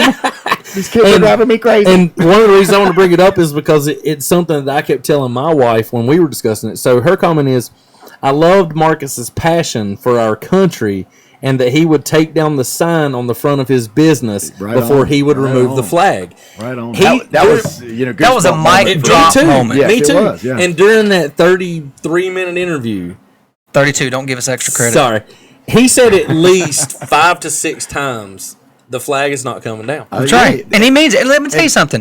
The fact that listen, go to jail. He would go to jail. That's what I'm saying. The man said, "Well, bring me some food." I'm gonna meet some cool people. Would he have said that to MSNBC or Fox News? I don't think he would have. No. He told me he would go to jail. But I mean, he straight up said, if they gave me a choice, he said, which I think would be crazy, but if they gave me a choice to either take down my flag or take down the sign off the front of my business, which is the sign on your business. Right. He said, I will take down the sign on my business right now. The flag is not coming down. But you know what? He means it. He means it. And I have no doubt. Wholeheartedly. If anything came from that interview, he's standing his ground. He's standing his ground. And he's going to pay. He'll pay the fine. The flag is not coming down. It's not coming down. He'll pay, but he will also take a charge. Yeah. And if he takes a charge, We're going to get him out. Well, Absolutely. I can't tell you. You're talking world news. I mean, that's That's what I said, dude. If you go to Iredell County Jail, that's beyond. because of the size of your flag, that is Marcus. And do we want to be known as that? Hey, Marcus, town tell my that? cousin Bubby, I said hello.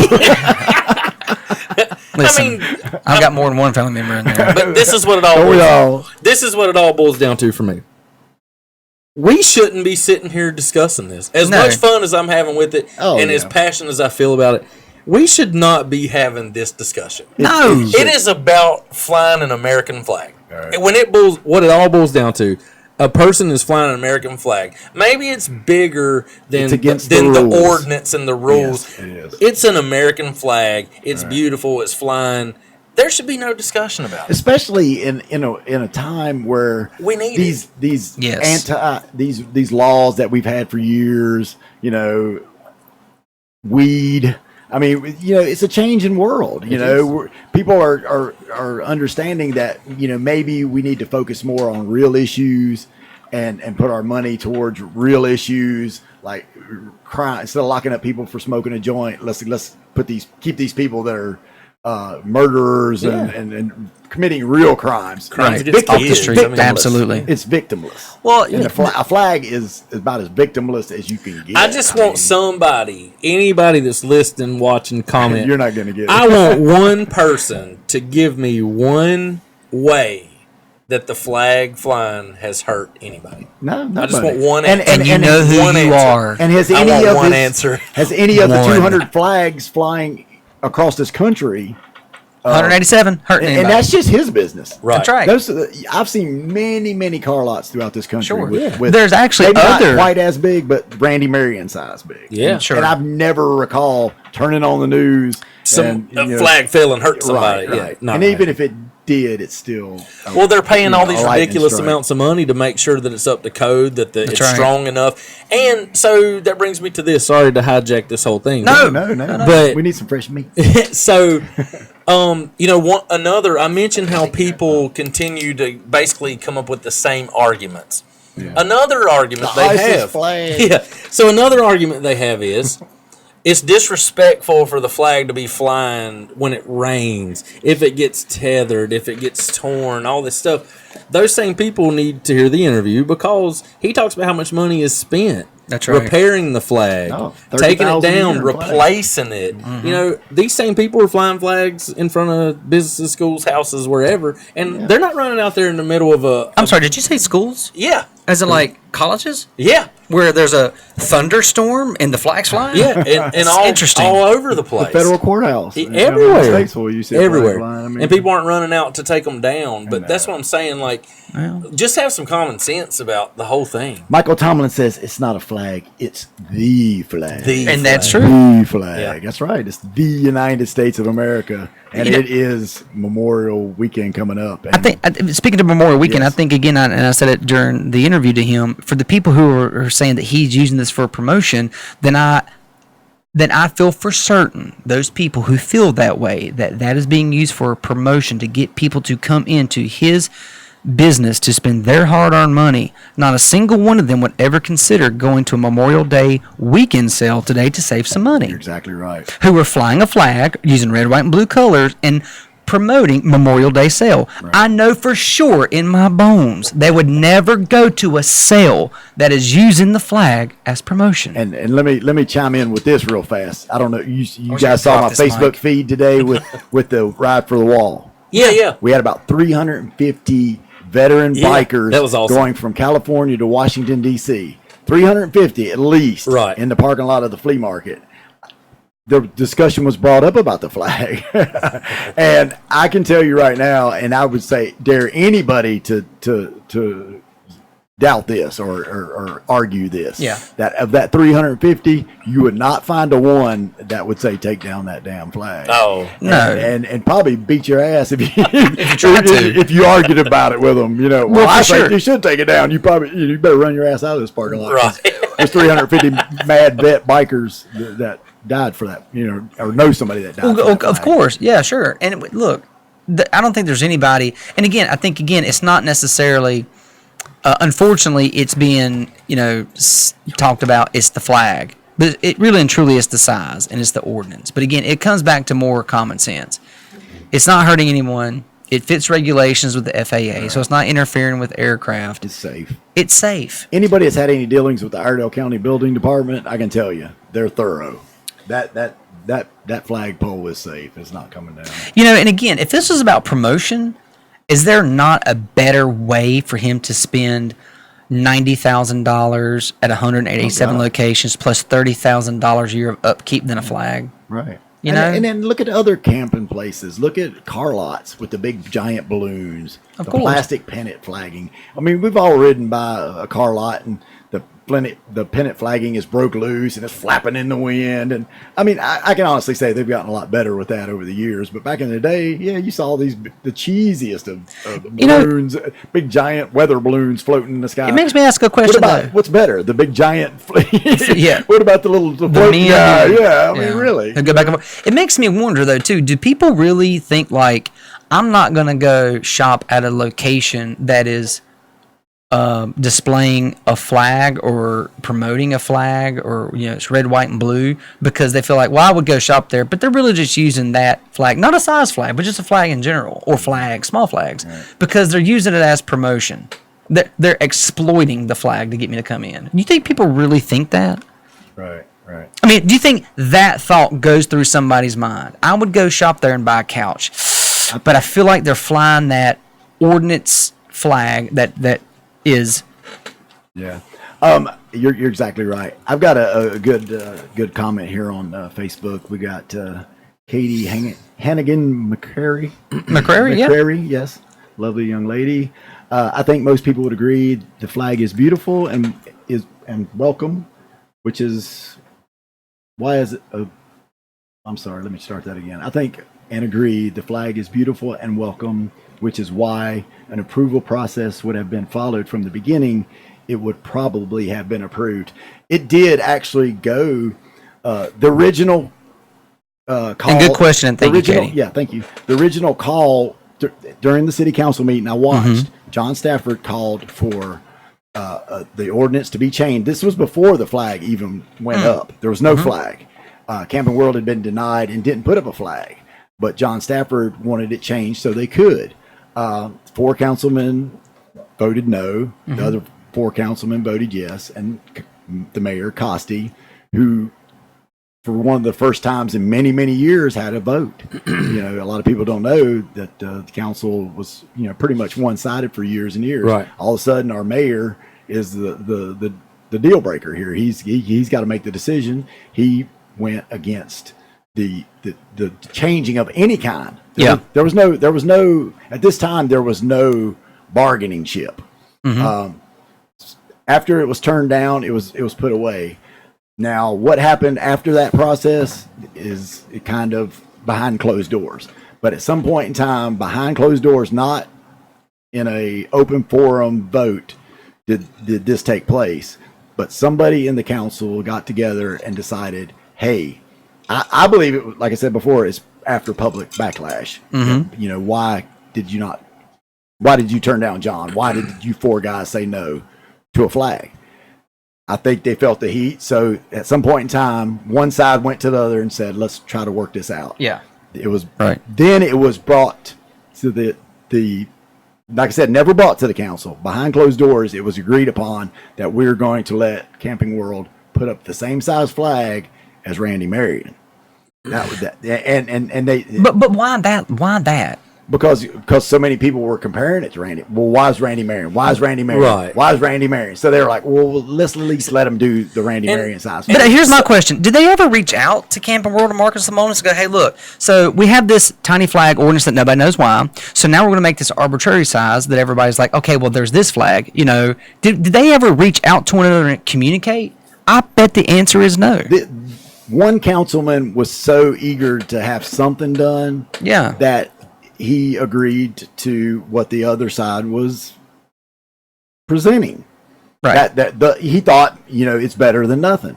But his miscalculation was Camping World, Marcus Lemonis specifically, didn't care about no compromise. He was not accepting a compromise. Well, that's what they do. But you know, whether or not that councilman went to somebody at Camping World and said, hey, we come up with this compromise, what do you think? Right. Where things got kind of screwed up was the councilman that was for it suggested that this flag be the same size as Randy Marion, but they go ahead and put up a larger pole for the flag in case later on down the road the vote got changed. This had nothing to do with Camping World. Camping World had the same policy from day one, and that's we're putting up our big ass flag, like the same exact one that's in every location. We're not going to say we've got 186 big flags and one smaller flag. Yeah, sorry, our store in Statesville has a smaller flag. So, it's Randy Marion. So somewhere down the line, like I said, this wasn't brought up for a vote, a public vote. This was these councilmen trying to do right and correct the backlash from the original vote that was just a straight up no. And that straight up no, like I said, I watched it, and there was the same arguments that we're arguing about, which I think were asinine. The ISIS thing was brought up by a couple councilmen. Well, look, here's the thing. The marketing thing was brought up by a couple. I'm going to fly an ISIS flag only if it's 40 by 80. I ain't flying a damn 25 by 40. If I'm doing it, I'm going all the way. I mean, where's the logic behind that? Yeah, right, that's what I'm going to do, because I can't go and order ISIS flags from China to stick in my yard or in my business. You know, only the big ones. Only, because those are the only ones that count. But I hope people will pay attention to that scenario, because that scenario crushes a lot of the bullshit, if you ask me. Yeah, you know, but people aren't. I'm back. They're not thinking that that's what happened, but you know, I watched it. Well, and not that I'm a perfect damn citizen, a perfect human being, but be involved in your community. Sure. I specifically was watching that subject because it was a passion of mine, because when I ran, so I was paying close attention to it. But not only that, but you're a veteran. Right, and that was one reason that I decided, that I thought that was a ridiculous, argument to change the code. I didn't really know that the city of Statesville had changed the code, because nobody had tried to put up a flag before then. Right, but the code was changed at a time when nobody was putting up flags. Was somebody sitting around one day and was like, I think this number. You know what? I've been looking around. That's what I don't understand. These flags bother me. What was the initial discussion and point of passing that code? Nobody knows. I mean, it's just, there's guys, I mean, we have a planning department, a zoning department that, maybe it was something that come across the wire that towns were starting to do. Somebody's chimed in. Remember the purple monkey? Do you remember the purple monkey? No. There used to be a big, giant purple monkey inflatable on top of Toyota West. Oh, for yes. years and years. Yes, I do. Yes. I do remember that. Yeah. I forgot all about it. And that was okay. Well, what the flag? You can have a 4,000. What if we made a 4,000-foot inflatable monkey flag? I think that's what It's okay. Of that comment came in. Yeah. When we were talking about the tacky pennant flagging and the Yeah. balloons. But yeah, car lots were famous Doing for anything that. what about the dancing and somebody commented that you were in the Well, bathroom. yeah. We was talking about that. Oh, I missed that. You didn't tell everybody I went to the bathroom. Well, No, it's okay. You can do go have to relieve say yourself that from the Marcus show. has one of those. They do have them. Oh, okay. Yeah, they do have that. And why not? So Yeah, here's a question That's I tacky. have. So you mentioned the parking deck But we're talking earlier. about it, too. We're not going to go crazy on the parking deck. What time is it? Yeah, we're getting close. All right, we're not going crazy on the we'll be parking here deck. to midnight. But here's my question: if you're for the parking deck and you're wanting to offer more parking to bring more people downtown to support all these local businesses, our downtown is awesome. Absolutely. Anything that you need is downtown. Our downtown is awesome. It has grown so much. It's so cool. So Could it grow more? yes, Yes. it Sure, could. absolutely. But does it need to? Are there more important issues around a town that should be addressed first? That's fair, yeah. I think it's a great statement. And yes, So at some point in time, you can't let something get so far ahead of Right. everything Well, else. if And then you I drive it's the oasis in the middle of the desert. right. You know? So my question is, if you want a parking deck downtown to bring in more business, I don't feel like you can also be against this giant flag, because for me the ordinance comes back to it limits the type of businesses that are going to be willing to come to our town. Once, Sure. especially if they get wind of all this. Oh, well, they have ordinance against this, against that. What are they going to come up with next? And are they going to not allow me to advertise? You know, we've already lost businesses in the past that were going to build here and they couldn't because their sign was too tall at the interstate. Right. So I don't feel like you can, on one hand, say you want our town to grow, and on the other hand, be against the flag. The most beautiful part of Statesville city limits is downtown, right? The most beautiful part. 100%. Yeah. There's nothing uglier in this entire world than a square concrete parking deck. And they want that to be a banner of the downtown versus a flag. Yeah. You know, we could put up a 4-story concrete block, Right. but this No. beautiful flag is too big. But more people will come here if we have the 4-story block. 70 Right. 70 parking places will definitely make a difference. 70. We're definitely going to have a show about this. $50,000 parking places. Yes. $50,000 parking places. And let's fight about the flag. So let me ask you this: could those 70 people who get to park in the well, parking it's deck, done. It's squashed for now. Squashed, Okay. pretty much. Okay. So. and at the end of the day, you may have to walk 2 extra blocks, Right. which costs zero to the forbid. taxpayers. God forbid. Then I'm going to go to Charlotte. I'm going to go to Charlotte then. I'm not walking 2 blocks. I'm going to Charlotte. Hey, You know, but well, in the defense, I mean, we've all been to Walmart and we see, that struggle and that fight for that one parking place. That parking spot up God, front. I gotta get up front. I never could figure it out. You have to be at the first parking space, but once you get in, you walk 3 miles to the back of the store. You can't walk different. You can't walk 50 feet further in the parking lot. You're missing You the can walk 300 feet and walk for 2 days. They'll stay in there and walk around.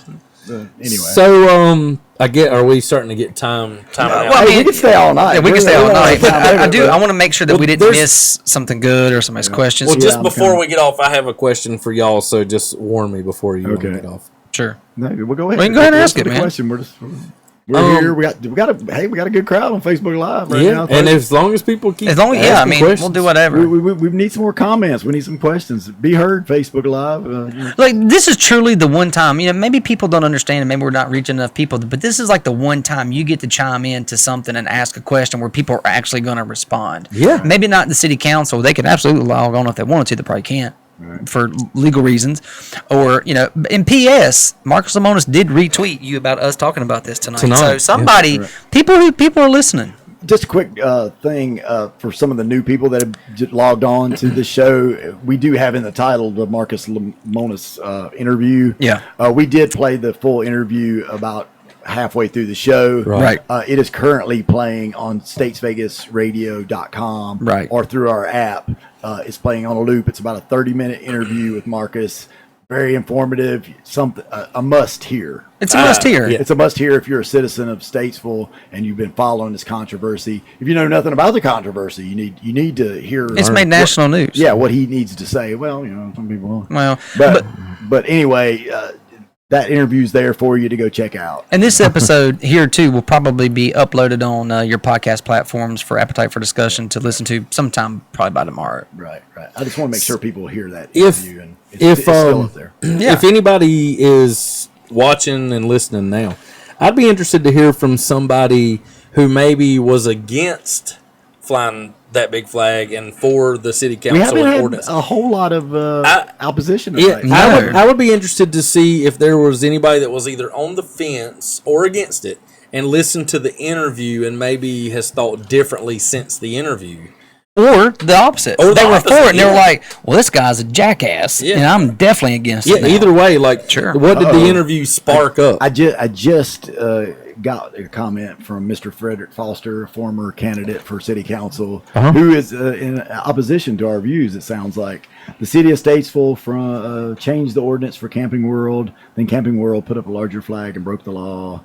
They are plainly using patriotism for commercialism. That goes back to my. That's the original. That goes back to my comment. That's what a lot of people say. Well, that's fine. Frederick, please. I think I know you have the app, or you've listened to States Vegas Radio. Go listen to Marcus's take on that. Yeah. Sure. Just between me and you, I respect your opinion. Absolutely. Frederick's a good guy, and he loves Statesville. He's on the waste stormwater committee, and all opinions are appreciated. Yeah. It's just a discussion, and that's what this show is about, right? That's the whole point about this is people to spark discussion, respectful debate for us to learn from one another. And we need that. And people listening, remember that when you're on Facebook and, in a discussion like this breaks out, leave the bullshit out. And be respectful to each other. Yeah. We're all in the same town here. We got to live together. Our kids are growing up in this town. Let's try to learn from each other and have respectful conversations. Leave the name calling. You can disagree. Yeah, with everybody. I did want to pose. I still love Fred, even though you don't have to. You don't have to agree with people, but you also don't have to be rude. But this goes back to my question earlier, and maybe I can pose it to Mr. Foster, and he can answer it here. Do people look at a business, a place of business that flies a flag or uses America or some sort of patriotism as advertisement, and they think to themselves, I'm not going to go in that store because they're using the flag as marketing ploy. Right. I will go shop over there because they're exploiting the flag. All right. I get your argument, and like you said, everybody does. And Monday we have States Vegas Radio. We have a Memorial Day mix where we're playing all American might be hits, some Lee Greenwood on there. Yeah, definitely. You're definitely going to hear that one. I have to stand up 3 times a day at work. Good morning, USA. Yeah, and also, when you're having a picnic, hit that app, turn it on, listen to it, and oh gosh, here I go. I'm using Memorial Day, but anybody knows me knows that's bullshit because I'm a veteran and nothing means more to me than the people that gave all for this country. Well, absolutely. We're sitting here able to because of that reason, exactly, because of those guys and what they did. So I want to go back to what we talked about earlier in this, the comment about using patriotism for commercialism. Mm-hmm. So what? True. So what? So what? So let me ask you this. This is a question for you, Julius, since you're the only here who actually served, and I don't mean to interrupt you. And we're going to come right back. But doesn't the military use patriotism as commercialism to recruit people to come in and volunteer? Oh, of course. Yeah, there's propaganda. Propaganda. I don't think it's been worded that way, but yeah. But is that not what it is? Everybody all seen the military propaganda films back in the 50s recruiting for, they played them in the movie theaters. Serve your country. Oh, yeah. Uncle Sam, for God's sake. Oh, dude, yeah. That's... Watch one movie now about Navy SEALs. Navy SEALs are so popular, right. And so, they're heroes. Yeah. They're true heroes. Right. They're ninjas. Like, they're an elite class of people. Like, there's only a few people who can do that. And you can't watch one movie or documentary and go, damn, I should have done that or tried or done something. I could do more, So I just feel like I understand the position of that. I do too. But here's my thing. There are way worse things that somebody could do Yes. than to have the American flag flying at their business. There are way worse things that they could be doing. Right. So who cares? Yeah, and we have a post on Facebook that kind of addresses that. Yeah. First of all, let's give Katie a shout out because she says it's pretty cool how many people care about what's going on. Yeah, absolutely. These days. Definitely. And it is cool. But like it goes back to what I said before. Let's keep it civil, folks. Yeah, definitely. Discussion is great. Yeah, but it can be destructive if you have, some assholes that want to. And in saying that too, I just want to make a quick reference to some of what's been going on. There are rumors that there are some extremists out there that have been making threats to the city councilmen that weren't supportive of the flag issue. That the people we talked about earlier that voted against it, and in no way do we condone that. No, not at all. And it's a disgrace. And if you're some loser making death threats to somebody because of they thought they were doing the right thing, Right. Give or take, like or not like these councilmen. They went in with intentions. Yeah. They're in there because they want to serve this town and they're working hard for us. So at least have some damn respect for them. Yeah. And don't threaten their family. That's wrong, and that's nowhere. And if you're that kind of person, get the hell off my radio station. And that's fair. And that's fair. Yeah. But the point of that is having a civil discussion. By no means threatening someone's family or their livelihood or physical harm. That's not needed here, and that's not what this is about. That shit's got to go. Well, that has to stop. That's not right. Back to the sarcasm I was talking about. Our good buddy Brandon McNeely, co-host of the Southern Fried Philosophy Show that airs on States Vegas Radio, he chimes in with a little bit of sarcasm, but there's some truth to it. I just logged on. I'm so glad that the city of Statesville has solved all its problems, and now all they have to do is worry about the regulation of the flag ordinance. Size of a flag. Back to the what we were saying earlier. Yeah. I mean, there's a lot more things we could put Absolutely some attention on that. It's definitely be less controversial. So another comment just came up, and it's somebody we were referencing earlier.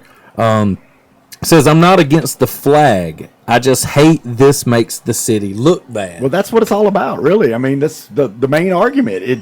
Is the flag worth what it's doing to our... Not at all. Yeah. And the reason it's making the city look bad is because the city made itself we look made bad. ourselves look bad. Right. Yeah. Well, We and have to again, I suffer think it's consequences. important to say, of the 12, and I think now it's down to 11 cities with this ordinance, we're the only one to sue. Yeah, and honestly, in the defense of the city, I think that they had no idea that this was going to happen.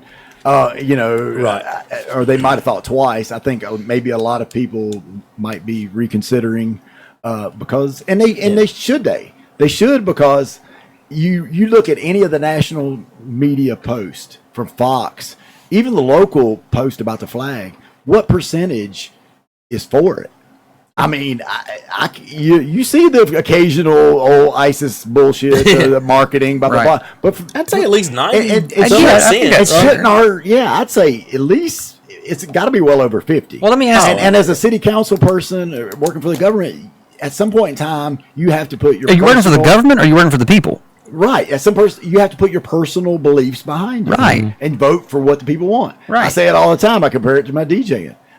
When I DJ, I don't play what I like. I would make $0. I got to play with the people. Not on August 10th. We'll talk later. Yeah, I got to play what the people like, and that's what it's about. Yeah. And those public servants have to say, wait a minute, I may not agree with it, but the public does, and I've got to go with my constituents. That's who voted for That's me. right. And at the end of the day, if the overwhelming majority or even the majority of the people are okay with it and support it, then what are we doing? Why is this an issue? We have to fix it.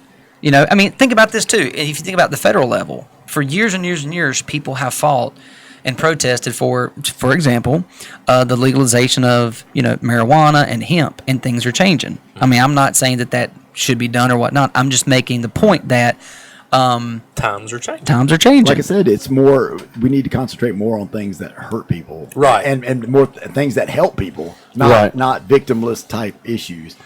James Daniel Rudd chimed in. They should have known if they'd have done the research about Camping World's president.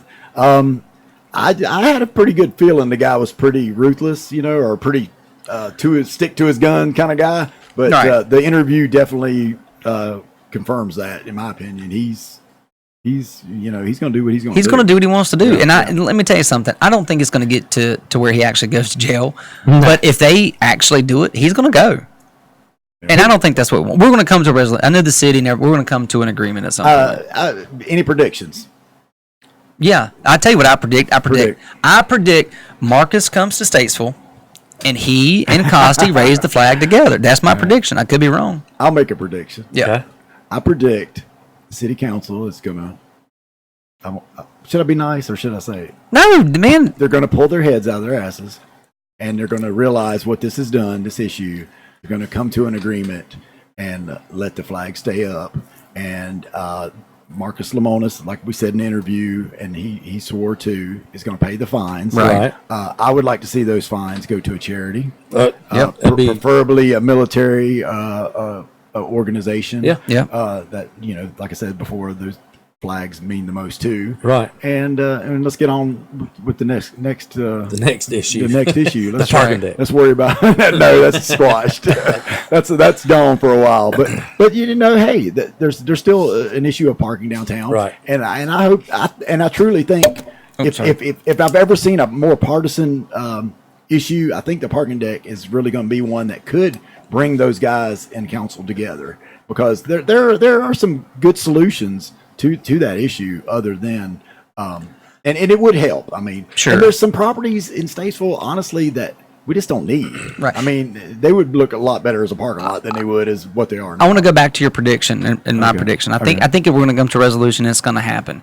And I think that, and I'm going to give the city attorneys and the attorneys in our town a lot of credit, that there are a lot of smart people. Okay. Mm-hmm. And I think that they can word the ordinance in such a way that it would eliminate flags of that size being hate flags of that size being flown. Because you guys are smart. I don't know who you are, but I know you're wicked smart. You're way smarter than I am. But you can wordsmith this thing in a way. Dimensions, colors, stars, stripes. You can figure it out. Stupid enough to put up something like that in this town? I think not in this town. You know how? I mean, in the South, dude. The median income in this town is what, $30-some thousand? Yeah, but no, not that. I'm just talking about the balls to do it. How long do you think a ISIS flag would hang over any building in this town? Well, I don't think some boys up in Harmony. well, that's fair. Loading up the trucks. But I say this again. I say it again. That size. The city went and increased the ordinance to a larger flag, and there hasn't been a single flag of hate that I know of. Now, should they take that away? I mean, is it? Are they just going to? Should they just do? I think they should just abolish the whole rule as far as any flag. Right now, it's changed to the Randy Marion size. Which I still don't understand. Well, are we going to have a slew of Randy Marion size flags around? Let's ask this: have there been? No, there hasn't. No, there hasn't. And it's what this they passed they did the compromise, as we'll call it, the Great Compromise. Nobody knows. They did that about a year now, probably. So how long has the flag been up? Oh, that flag's been up for that flag's been up longer than Randy Marion. No, it's about a year, maybe a little over. But that's what I'm saying. We've seen nothing. I think it was October something of 18. And that's what I was arguing with somebody today. The Camping World's the only one breaking the rules. Anybody can put up any kind of ISIS flag the same size swastika flag as Randy Marion right and now. Guess what? Legal. Perfectly legal. But have they done it? And John Kirby says, why does Randy Marion get to be the measure? We just answered that. That Randy Marion flag, we don't know. That Randy Marion flag has been there for 20 years. Well, I moved here in 1985 and that flag was there. I think they were going to be grandfathered in no matter what the size. Right. There was never an issue with that. You can't blame that on Randy Marion. No. But I think it was already there, so it was going to be grandfathered in regardless. Yeah. So I think the safe thing would be like, you guys can have the same flag size as Randy Marion. At least, right. And there would have been no issue. But the problem is, that's not the size that they have at all their businesses. Their flag is bigger. Right. Kevin, we didn't get your prediction, buddy. Oh yeah, that's right. What do you think is going to happen? What I would like to see happen is the city council get together, listen to the people, what the people want. Hopefully, hear the interview and realize that Marcus Lemonis is not a bad guy, and he's just like everybody else and trying to compromise and do the right thing. get rid of the code they have now that restricts the size of the flag. Let this business, who is one of how many? Oh, 187. 187 that employs 22,000 people. 21,000. You're always correcting me, and I'm like, well, I'm trying to help. I like facts, man. So, 2101. So this business, who not only flies a huge flag, but also employs a lot of Americans, be part of our town, our growing city of Statesville.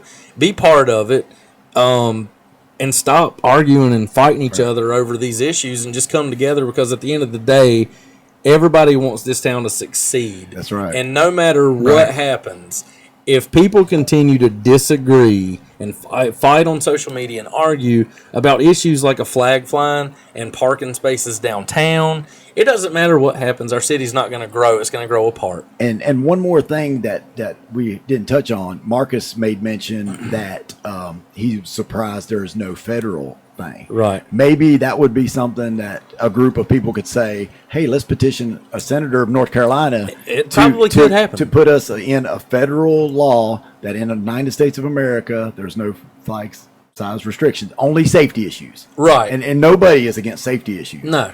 And like Marcus told us, what, the 300-foot flag in Wisconsin? Yeah. 300. Yeah, the pole's 300 feet. Cost $2 million. $2 million. Yeah. But they put it up. So if there's a federal law, which, like I said, next time you see a senator, ask them, say, hey, why don't you want to throw that out there? Yeah. I have a Sign question a petition to have it done.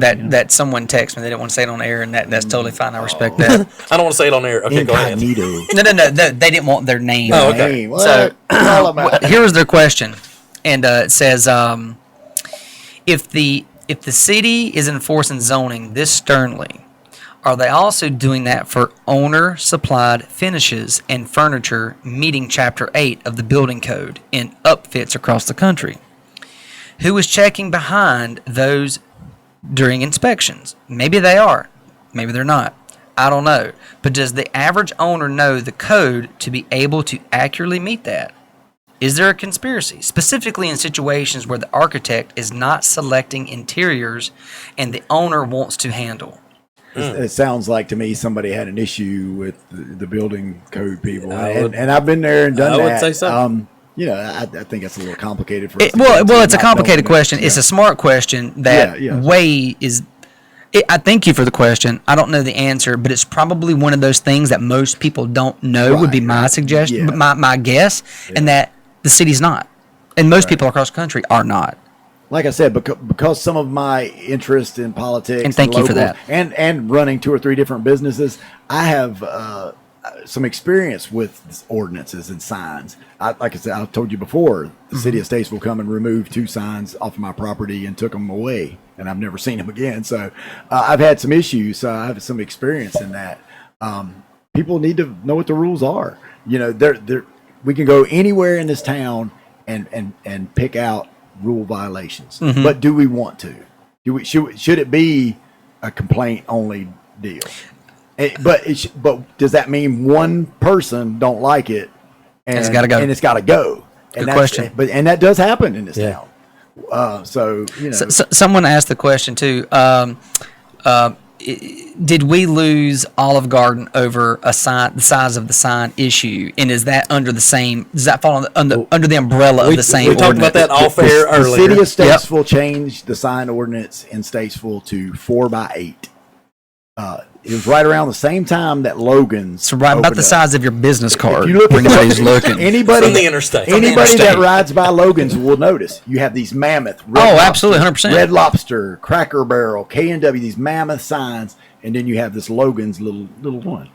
I can't say for sure, but I do remember at that time the rumor that Olive Garden and Outback backed out. Shortly after those rumors were squashed, all of a sudden the city of Statesville changed. Hey, get this. They changed the sign ordinances, but it was only for interstate located businesses, which would be, Cracker Barrel, all that stuff.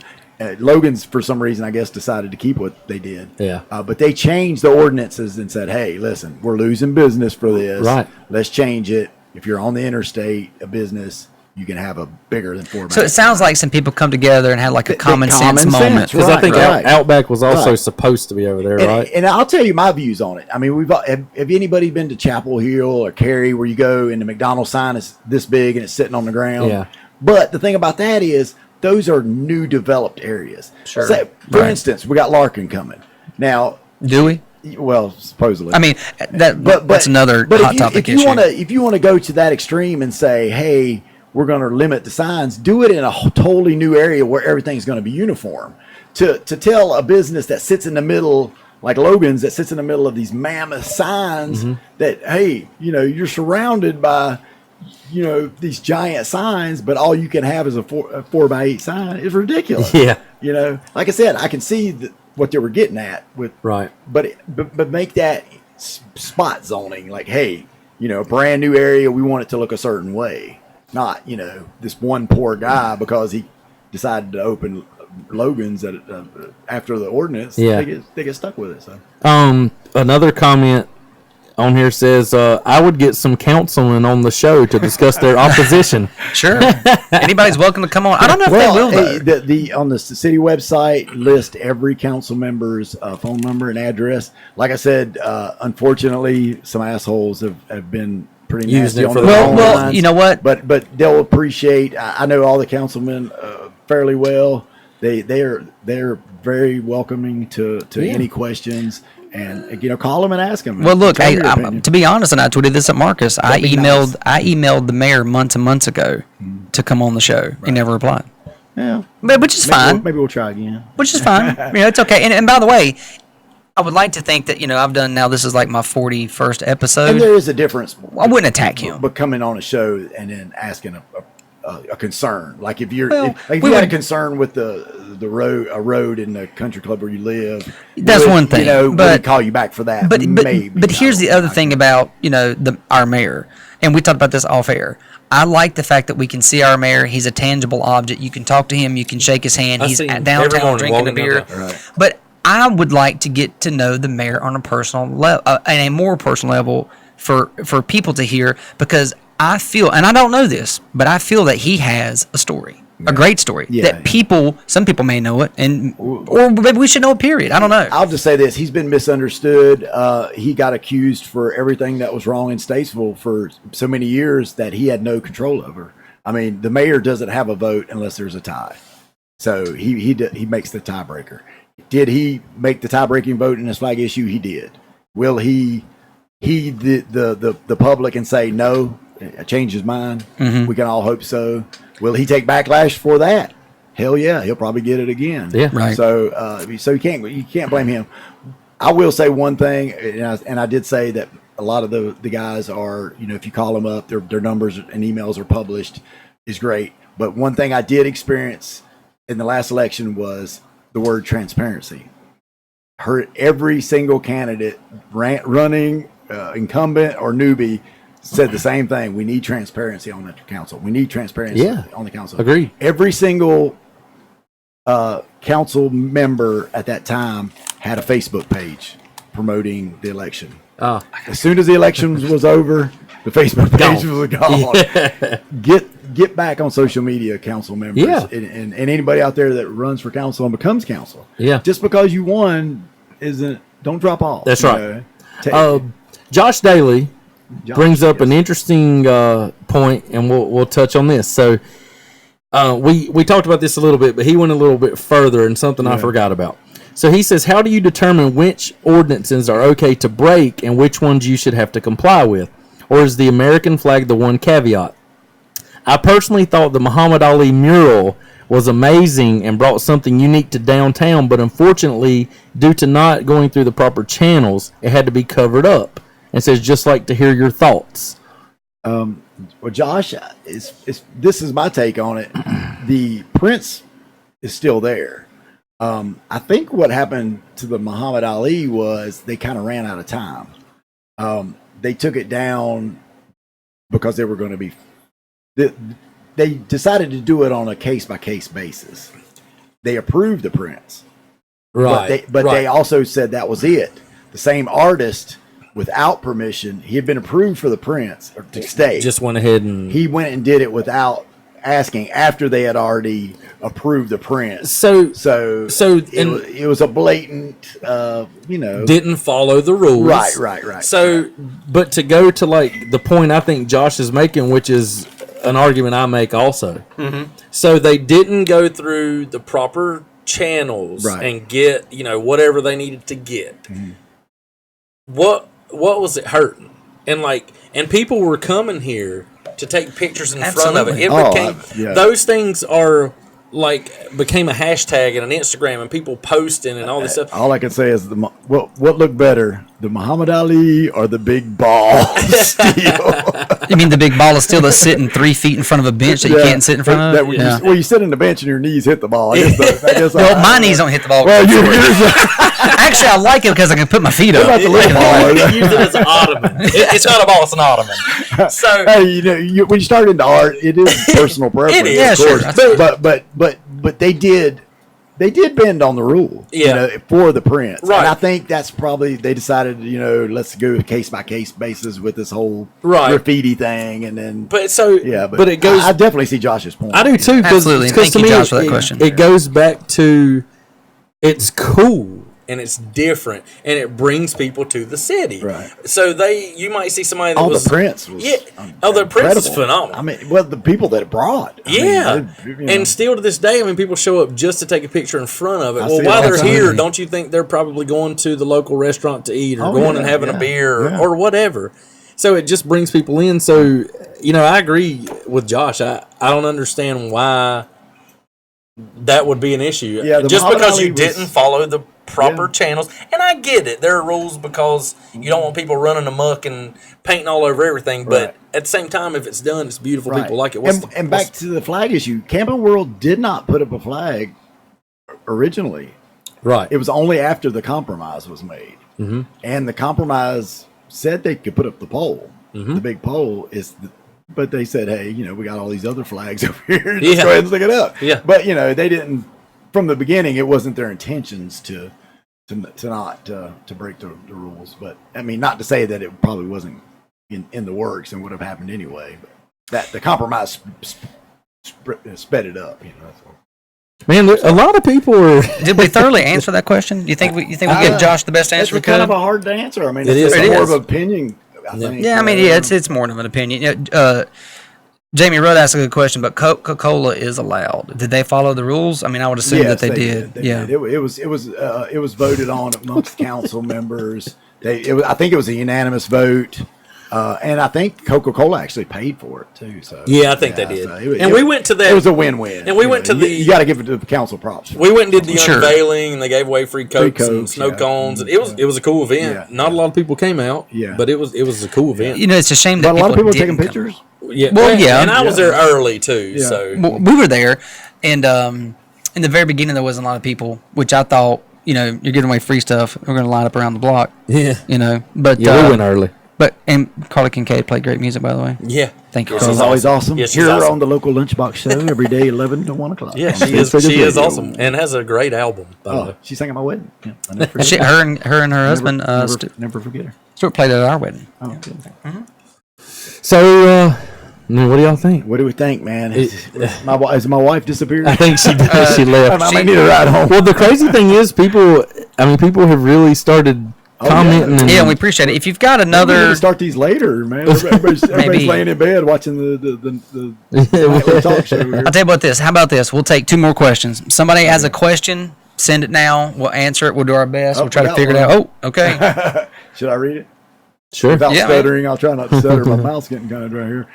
Sometimes common sense just needs to be used. Whether policy was followed or not, the city and the citizens benefit financially and socially, then let it be. If the city chooses, fight it, then you have to question their intentions. You know what? Thank you, Chris Hollingsworth, for that. Yeah, and some of these folks are chiming in a little later. We appreciate you listening, Chris. A lot of this, we're pretty long tonight. It's been discussed. You can rewatch this video though. It'll be saved on Facebook on our pages. We'll share it to the States Vegas page, Appetite for Discussion. It'll be on all our personal pages. Yeah. So if you I encourage anybody that's just logged on, go back, watch it from the beginning. About 30 minutes in, we have the Marcus Lemonis interview in its entirety. It's 31, 32 minutes. And then we come back and we started this discussion. So there's definitely a lot to hear. If you missed any of it, go back and listen to it. Yeah. So here's the question. Yep. I see it. It's a good one. Should property owners in the historic district be able to do as they please with the exterior elements of their property, or should they have to follow the rules and restrictions of being historical? And this Dustin McCrary asked this question. Thank you, Dustin. I'll give you props on that one, Dustin. Yeah, of course you do. It's historical. I mean, it's a historic district. Right. If you move your ass into the historic district, you know it's you know it. But I will also say to Mr. Dustin, if you move into a business into downtown, you know that there's issues with parking. And, you got to accept that. If your business is strong enough to survive that, fine. If you need more parking, move to business. We got plenty of square footage available in Statesville. Yeah. Absolutely. With plenty of parking. That's a good question. And it's and that was no way an attack. Well, no, but here's my wife and I were looking for houses just a few years ago because our family doubled, in the blink of an eye. And there were some beautiful homes in downtown in the historical district that we liked. And guess what? I would not buy there. Well, you're not going to tell me what to paint my shutters. Well, but it's like moving into an HOA, and I had a pretty good sized argument with somebody this week about the same. They use the HOA argument against the flag. If you move into a HOA, you have to follow the rules, right? Just like Marcus moved. Well, that's true on paper, but not. Right. I will tell you, there's a certain community that has an HOA that is located very close to hospice and the soccer complex, and apparently no one follows those HOA rules, and I don't know anyone who's been evicted. Right.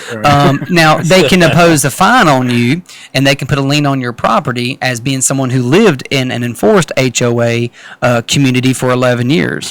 Does said community have any flag restrictions? I don't know, but I will tell you, someone who goes there to do other work, they don't follow the rules, right. And nobody's being evicted. And their HOA, from what I see from people who post who are part of that community, they say it's a joke. I'm not a fan of HOAs or actually the historical committee. I mean, I like the theory of it, but the bad thing about HOAs and the historical committee is you're at the mercy of people's personal opinions that are elected to that. So, you're taking that chance. If you buy a house in the historic district, you might want to do your homework as to who's on that committee and what they like and don't like. And if they're historically voting against certain colors and you want your house that color, you might want to reconsider before you buy that house in the historic district. Mm-hmm. Right. I mean, Dustin did a follow-up question. Said, should the property owners be able to fly a giant flag on top of their historical property? Seemingly, we're just picking rules we do and don't want to follow. And I think this goes back to the example that I said earlier. Yeah. Dustin's an attorney and a good one in town, and he also sponsors the Appetite for Discussion show. But I would say, has he ever seen an example of someone going in front of a judge for a speeding ticket who got a ticket and the other guy went up behind him and he didn't give one? The judge gave him a pass. Or does everyone who goes in front of a judge who sped got a ticket? You're right. I broke the law. Not just a judge. A police officer pulls you over. Right. Does the police officer pull you over? Sir, you're doing 36 and 35. Common sense involved. I mean, if you're going 75, 80, it's one thing. If you're going 110, it's like, but you know what? The property owners downtown wouldn't be able to fly a giant flag anyway, because the same people would argue, well, you can't let it touch the ground. So, that's right. So a giant flag downtown wouldn't work anyway. That's a good point. Because if the wind's not blowing, because the wind doesn't go through the buildings downtown, and you don't need to, because so it would touch the ground. Downtown has the Downtown Development Corporation, which I'm pretty sure they're the ones that actually put up the flags and the Christmas decorations and all that. And that's one of the great benefits of having a business downtown is you get that. Right. If I want, Christmas decorations or flags on my property, I have to buy them, so right. that is a benefit. And Downtown Development Corporation does a great job of keeping up with that stuff and promoting. But yeah, I mean, and the flag would it would drape over your building. Right. And you'd have to pay $90,000 for a pole. I mean, you can make arguments like that all day long. And you know what? You we can. You know, what if? But You know, the argument has no basis because this flag is beside the interstate in a huge open field. Why bring up a what if like that? Because it's to not, something. It's a catch-22. It's never happened. It's a gotcha question. It's not possible. Show me an example that's happened. You know, it's not possible. If it's something that's happening, but it could. You right. know, I think a that's his lightning bolt point. could strike the flagpole and and knock it down. I would love to see somebody put a flag that size in downtown Statesville. I'd love it. Go do it. It's never Somebody gonna go do it. It's never going to happen. How about one on top of the parking deck? Or just paint the parking deck to look like an American flag. Exactly. Paint it red, white, and blue. You know what? We should have the guy so who did the graffiti. His name's Axel, whatever his name is, or something. I followed him on Instagram, and I went and saw his art graffiti that they did at the abandoned building a few years ago. And I took my little nephew to go see it, or little cousin. And the guy's an amazing artist. We should the city should have him come paint the parking deck in a flag.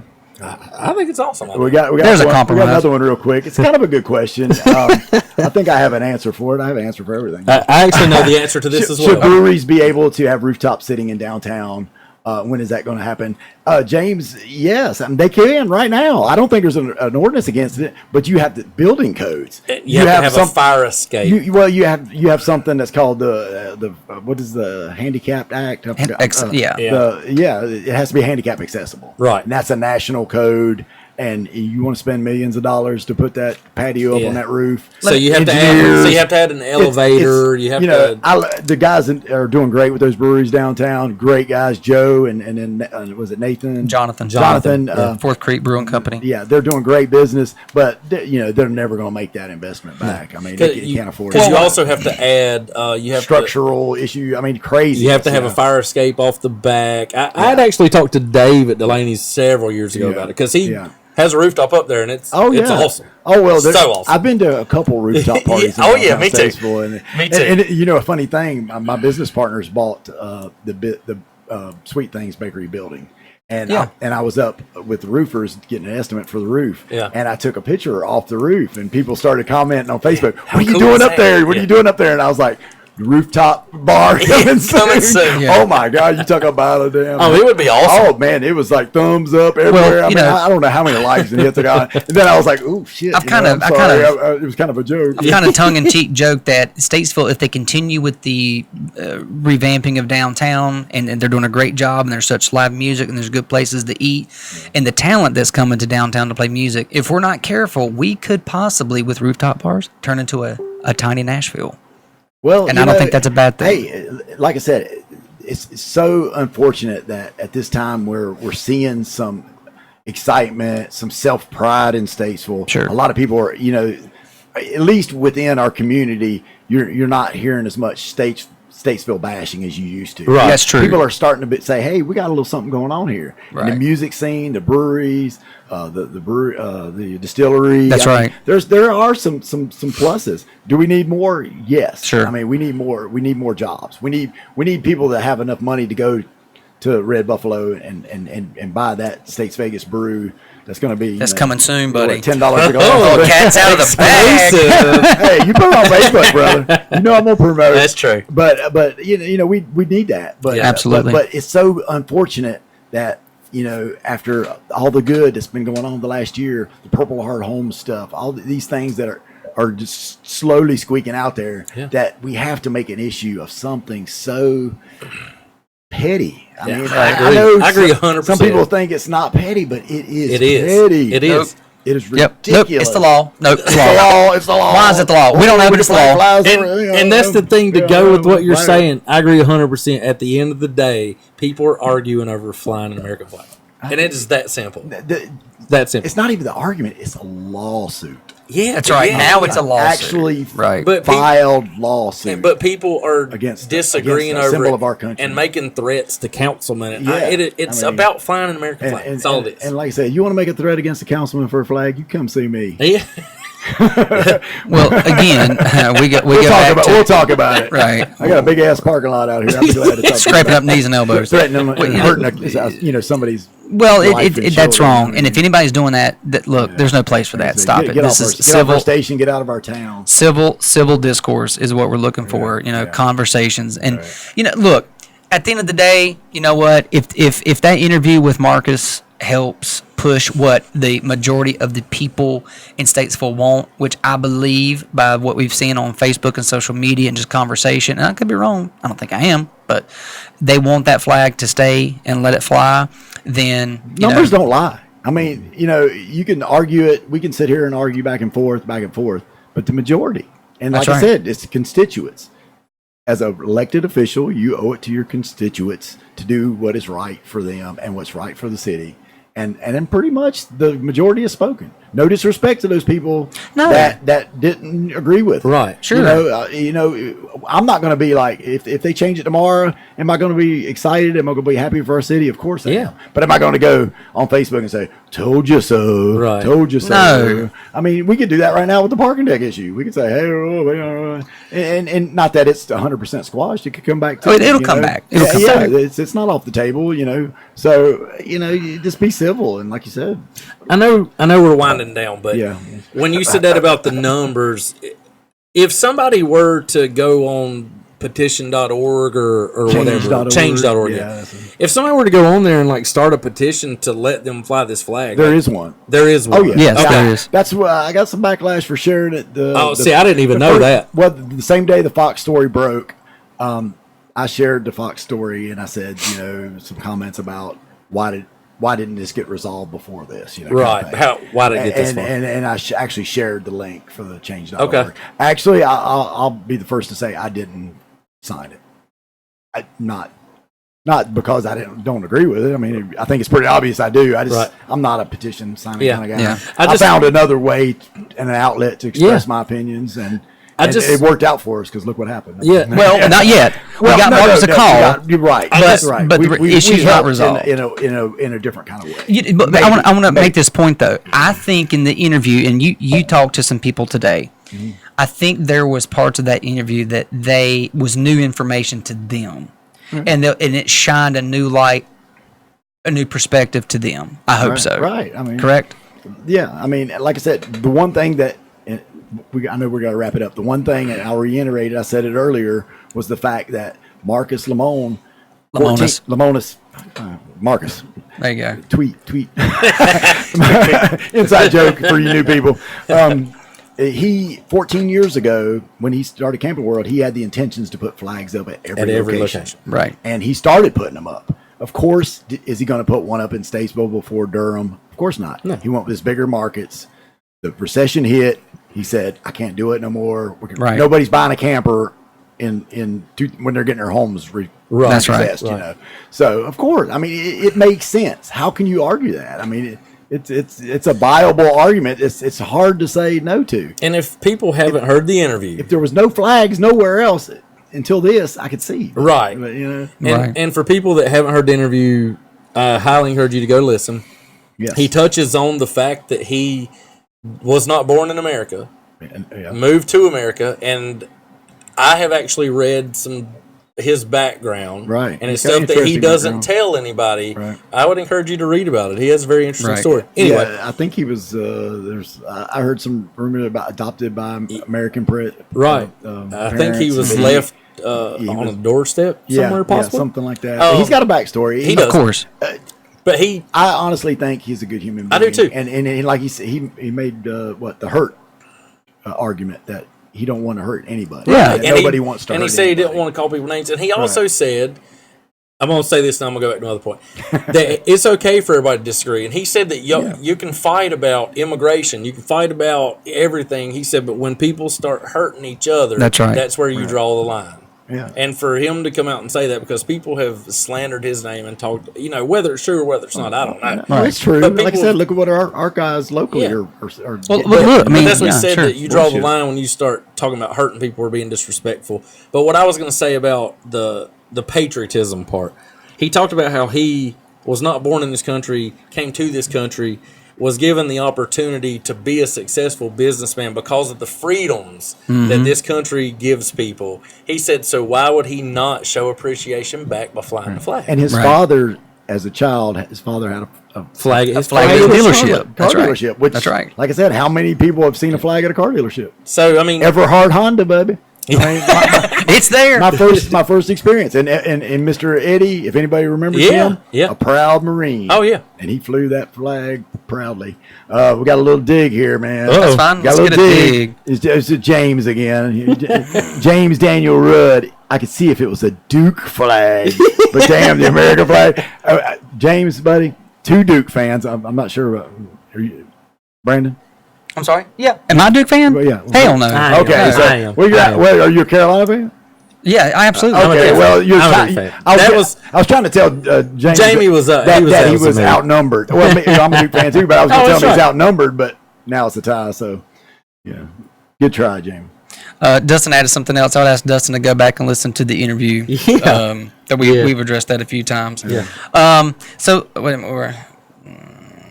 Yeah, and listen to the interview with Marcus, please. Yeah, and actually listen to it. Yeah, right. Like really listen to it. Well, like we said before, no matter what the guy said, there's going to be, and that's fine. And those opinions are welcome, and it's fine, and we can sit and talk about it and disagree with it. And look, I've got great friends that I disagree with on a lot of different topics. I respect them. I love them. We're still friends, and that's the way it should be. That's the way it should be. I want to take this opportunity to thank everyone for tuning in to the show and asking your questions. Thank you so much. If you haven't downloaded the States Vegas Radio app, please do so. And if you have not subscribed to the Appetite for Discussion podcast, please do so and leave a review and a rating. It is available on all your major podcasting platforms, and there is a YouTube channel. We appreciate you, and we appreciate Marcus Lemonis for coming on to our little show and giving us an opportunity. Again, he could have picked any network on the planet, major media outlet, and he didn't. He picked ours, and we thank you for that. And if there's a councilman or even Mayor kasey.tate, I'd love to sit down and get to know you as a human, as a person, and some of your backstory. And I hope the city council. I hope they make the right decision. In my opinion, what's the right decision? I can say that. And 99%, no, we won't get to it. That's okay. And you know what? But listen, and I sent a tweet out to Marcus last night, and I'll paraphrase because I can't remember exactly what I said, but I appreciate him coming on the show and give us an opportunity. And I said, at the end of the day, our children are going to be able to look at us as dads and say, our dads did what they thought was right. And if the city council votes against what we think is right, then I'm okay with it because we did what we thought was right. And people should make a stand for what you believe in. Definitely. And the best way to make a stand for what you believe in is go out and vote. Yeah, local elections, every vote counts, people. Exactly. And take a stand, whether you whatever side you're on, whatever you agree or disagree on, go out and vote because the person that's coming up next, or the person that's in there now, is going to be making more decisions. That's right. That's right. And get out there and vote. And I'd like to thank everybody for joining us on Facebook Live. It's such a shame to get off. We got so many people. I know we do. but my God, I can't talk. If I lose my voice, we're in trouble. But here's the thing, even if we stop the show, on this feed right here, keep the comments coming. Yeah, sure. And we'll address them by texting and keep right. This video is on Facebook. Keep the conversation going. Yeah, it'll be there. Share it with your friends. Make hopefully comments. Somebody can learn something from it. If anything, they can watch and see that 3 guys can sit down and have a civil conversation and nobody get mad at each other. I have to say we're kind of more, on the same this direction. topic. But you and I are not always on the same page. No, we've had some heated discussions. But it's fine. And never no name calling. And another thing to point out is people are disagreeing and arguing and all, but at the end of the day, everybody just needs to think. We all want what's best for Statesville. Right. We do. And we might think it's... And our children. Yeah, and we might kids. And we might think it should happen a different way. But the thing is that if we all have the same end game, which is what's best for Statesville, then we need to pay attention how we get there, and how we get there is not going to be by fighting each other. Correct. Right. Support. Yeah, support each other in any kind of way. Support your schools. Support your children. Support your civic groups, our local charities, local businesses, all the businesses, music, all the everything. Everything. Our local music. We're all singing from the same sheet of music. But most of all, support States Vegas Radio. That's right. .com. we just a quick. We have no sponsorship. we were totally self-funded, but money to us are app downloads. Yeah, right. Absolutely. That's like giving me $1, to download my app. I appreciate everyone that does, and the 5-star ratings that you give me, I appreciate that too. Yeah, that's right. So go download it. It's free, folks. Free. That's right. And local music, talk shows, great talk shows, podcasts. Great musicians, and all genres of music. That's important. You can play it while you're at work and hear all kinds of stuff. That's right. You can listen to it on your desktop at statesrecordsradio.com or on the phone. You put it on that Bluetooth speaker. I have it in my AirPods all the time. I listen to it at the gym. So. Well, again, I want to thank everyone again for tuning in. Thank you for your comments. I appreciate you engaging. This has been a great conversation. I hope everyone had an opportunity to listen, laugh, and learn. If we did one of those 3 things, we've done something. Okay. I laughed. Thanks, guys. I appreciate it. We'll see you again soon. Download the podcast, Appetite for Discussion. Thank you to Dustin McCurry Law Firm. Thank you to States Vegas Radio. Thank you to States Vegas Clothing Company, Kasey.tate at Farm Bureau, and Hunk of Junk Holland. Thanks, guys. And by the way, if I disagree with you, you disagree with me, I still love you. Mwah. No French kiss.